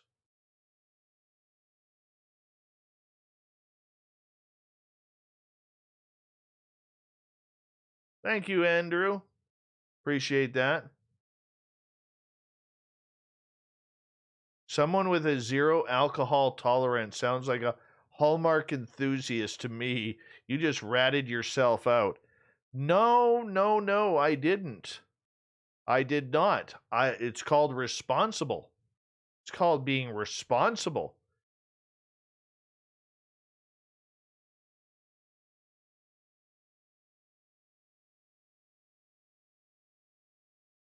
Me too, Justin. Me too.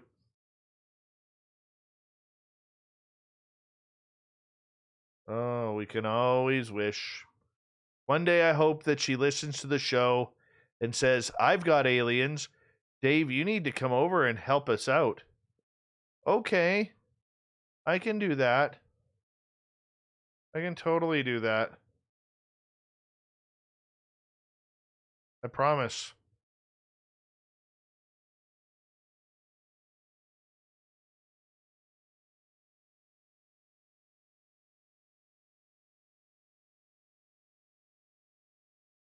She just doesn't take a bad picture.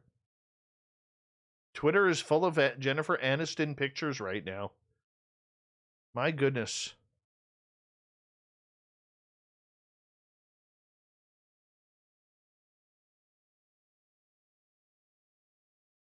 Oh my.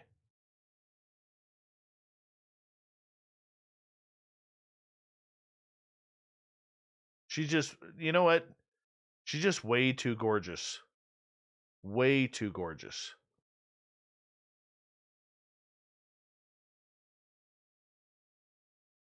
I do not drink peppermint tea there, Corey. At least I shave more than once a week. I've seen your beard. Most men have more hair on their ass than you do on your chin. Just saying.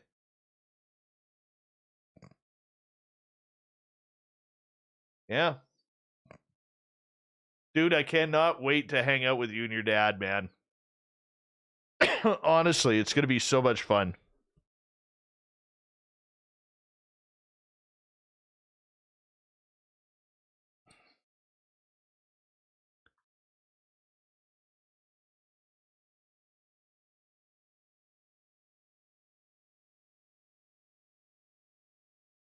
We're so going to hang out, man. As soon as that border opens, your dad and I have already planned it. You guys are coming up here. And then I'm going to make my way down there.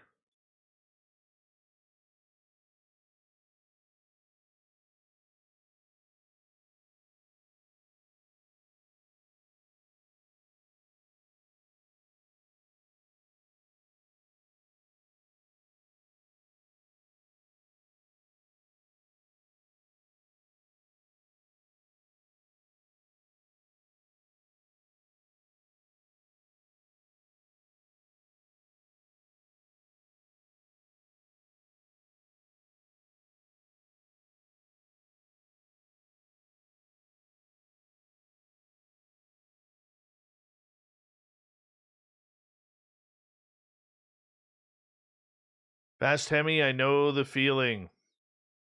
I know the feeling. Yeah, man. Corey, we're going to have a blast. I'm taking time off work. We're going to go and search the forests. It's going to be great.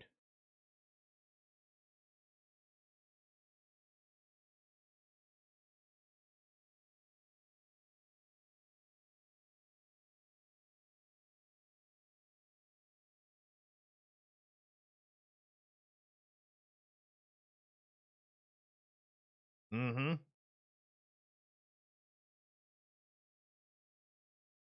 It's true. It's totally true.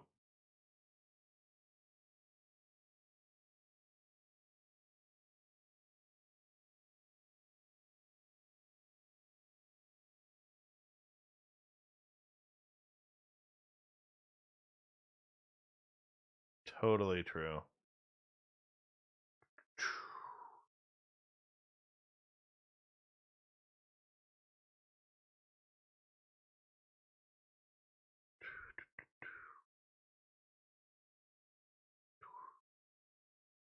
Could you imagine making a skeleton out of your uncle? That's screwed up right there. Honestly, that's screwed up stuff.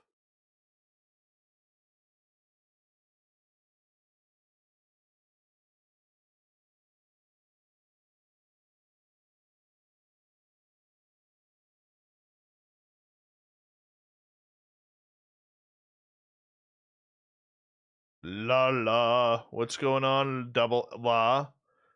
Double law. Where's double law from?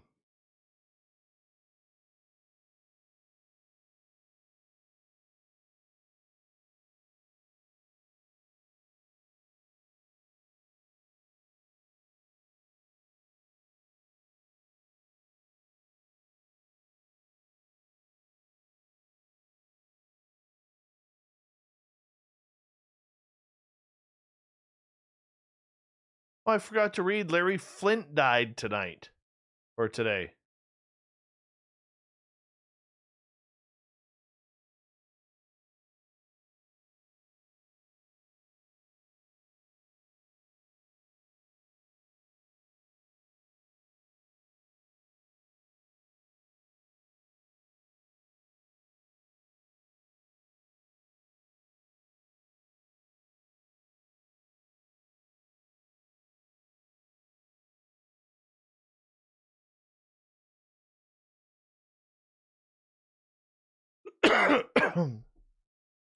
Lac Court Ore or Oriel Reservation.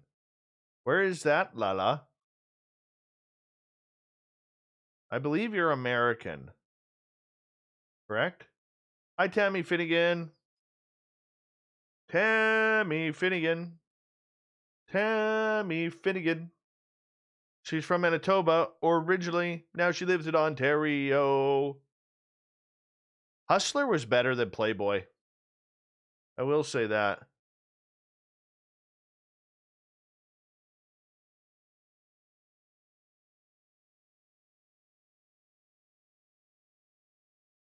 Nope. My daughter never did commercials.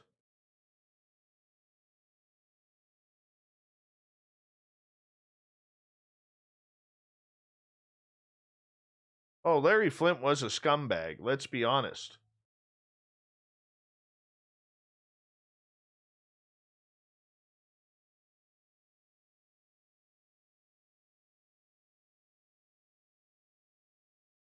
Come on. Who can't quote the first line of every Club Confidential magazine? Or Hustler letters to the editor. I'm not usually like this, or I can't believe it just happened to me.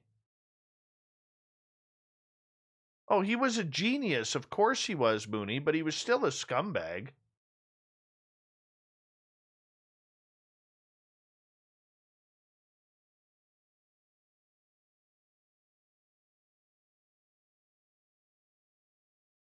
Very cool, Lala. So you're on Central Time, so it's 2:20 in the morning where you are. Where's Justin Your Mouth from?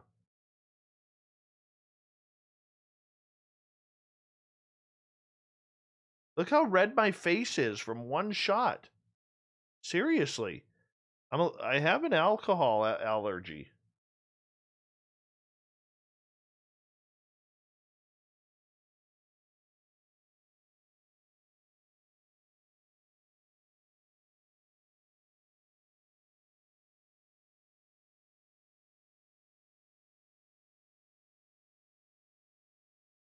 Oh, Justin, you're a good Canadian kid. Where in Ontario are you? I'll be right back, guys. I gotta go to the bathroom.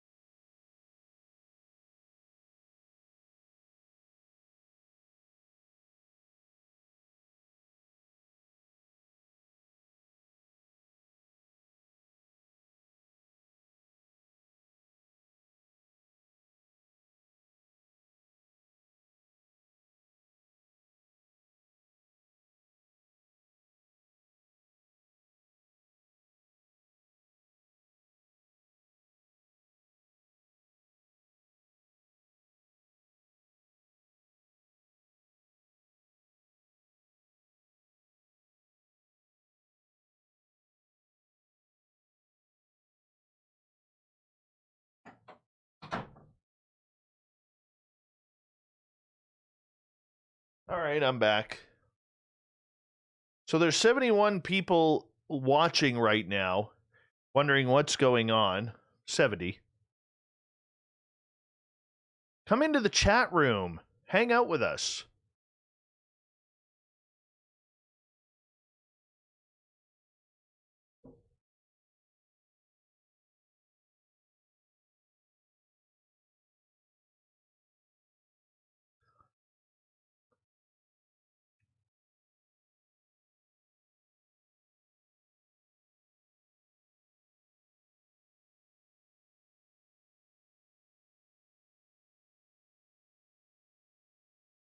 Thank you, Bombshell Bomber.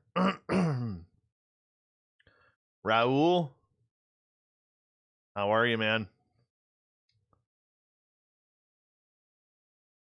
It's alcohol that I'm allergic to. La just woke up.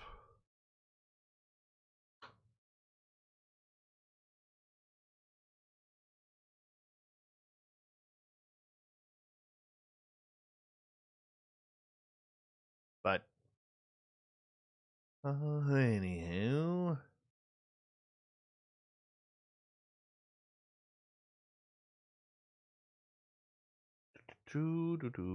I lost y'all.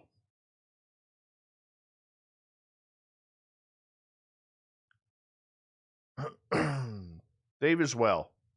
Dave's got to go to bed because his extended long weekend is over, and I got to work the next couple of days before another long weekend. So I will chat with you all tomorrow. We have Steve Stockton coming on to talk some monsters, and we're going to have a good time. Thank you, Miss Pickles, Derek, Science Bob, and Chris Reap for the awesome super chats tonight. Thank you to Corrence, the booking guy, for just being awesome. What the hell is a side-by-side? Look it up. Look it up. Let me see if I can find a picture of mine. Hold on.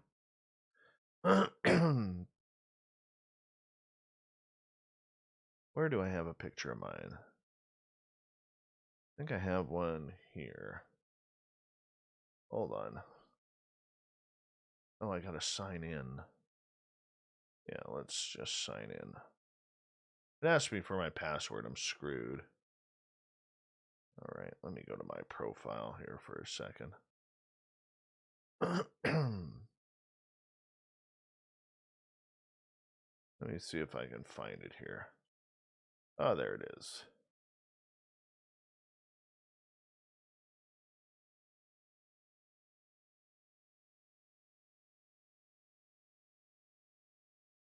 Oh, goodness, it's putting it in an HTML. Never mind.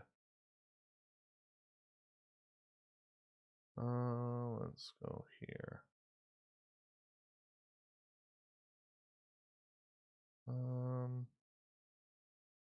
Do I have one on Twitter? Hold on, let me see if I have one on Twitter.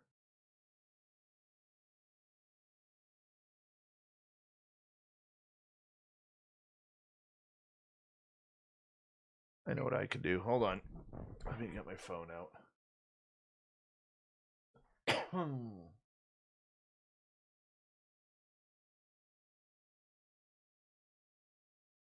Hold on. I gotta go looking.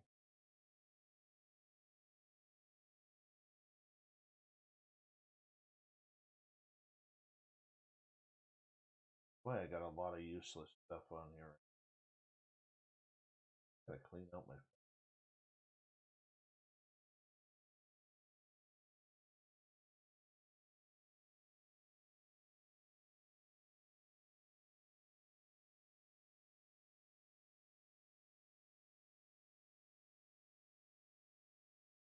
Okay. We're gonna spin that.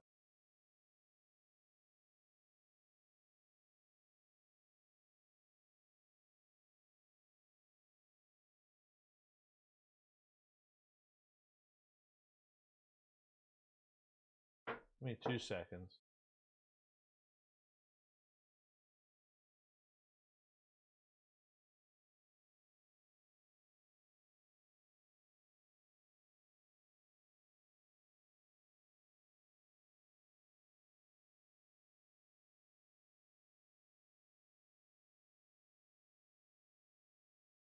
Oh,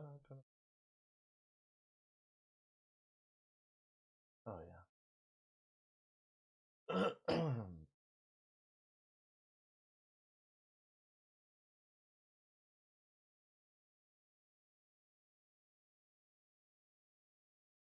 This is my baby.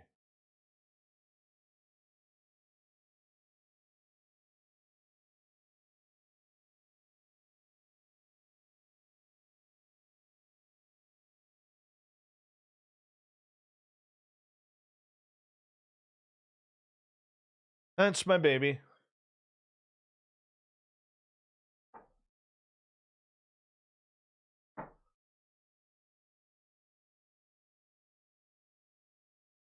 I gotta get new tires for it, though.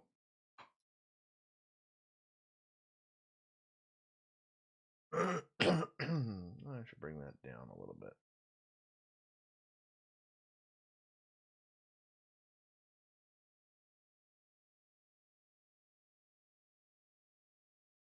Why is it still cutting off the roof there?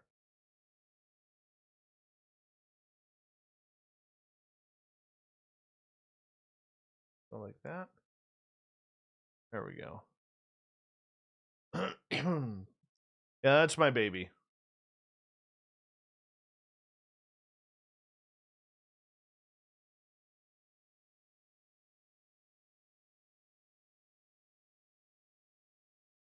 Yeah.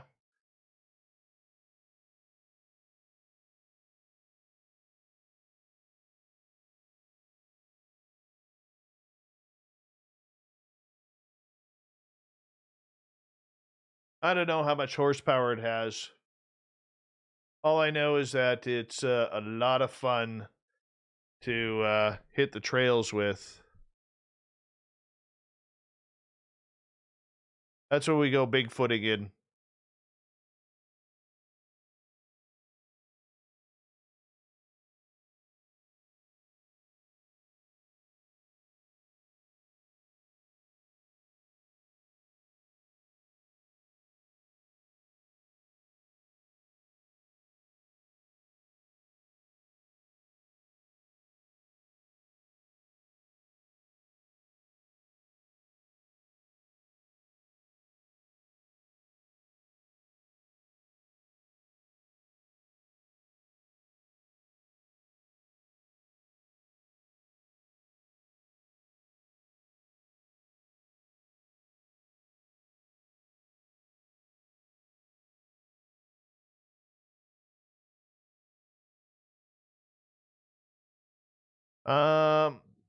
In Canada here where I live, you can only go cross the streets from trail to trail. You cannot ride on the street.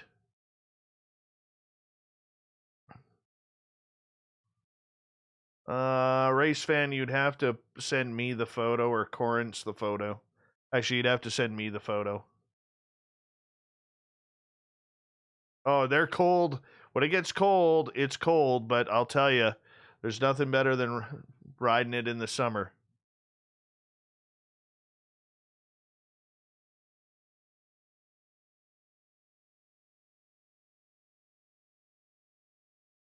But on that note, I'm going to get going here because I got to work in the morning.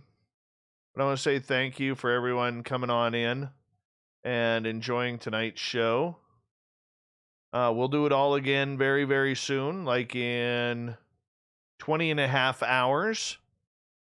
And Karyn's the booking guy. Will play with his mustache and keep it nice and greased for you. Hi, redheaded Lisa. All right, we'll talk to you guys tomorrow. See you later. Good night.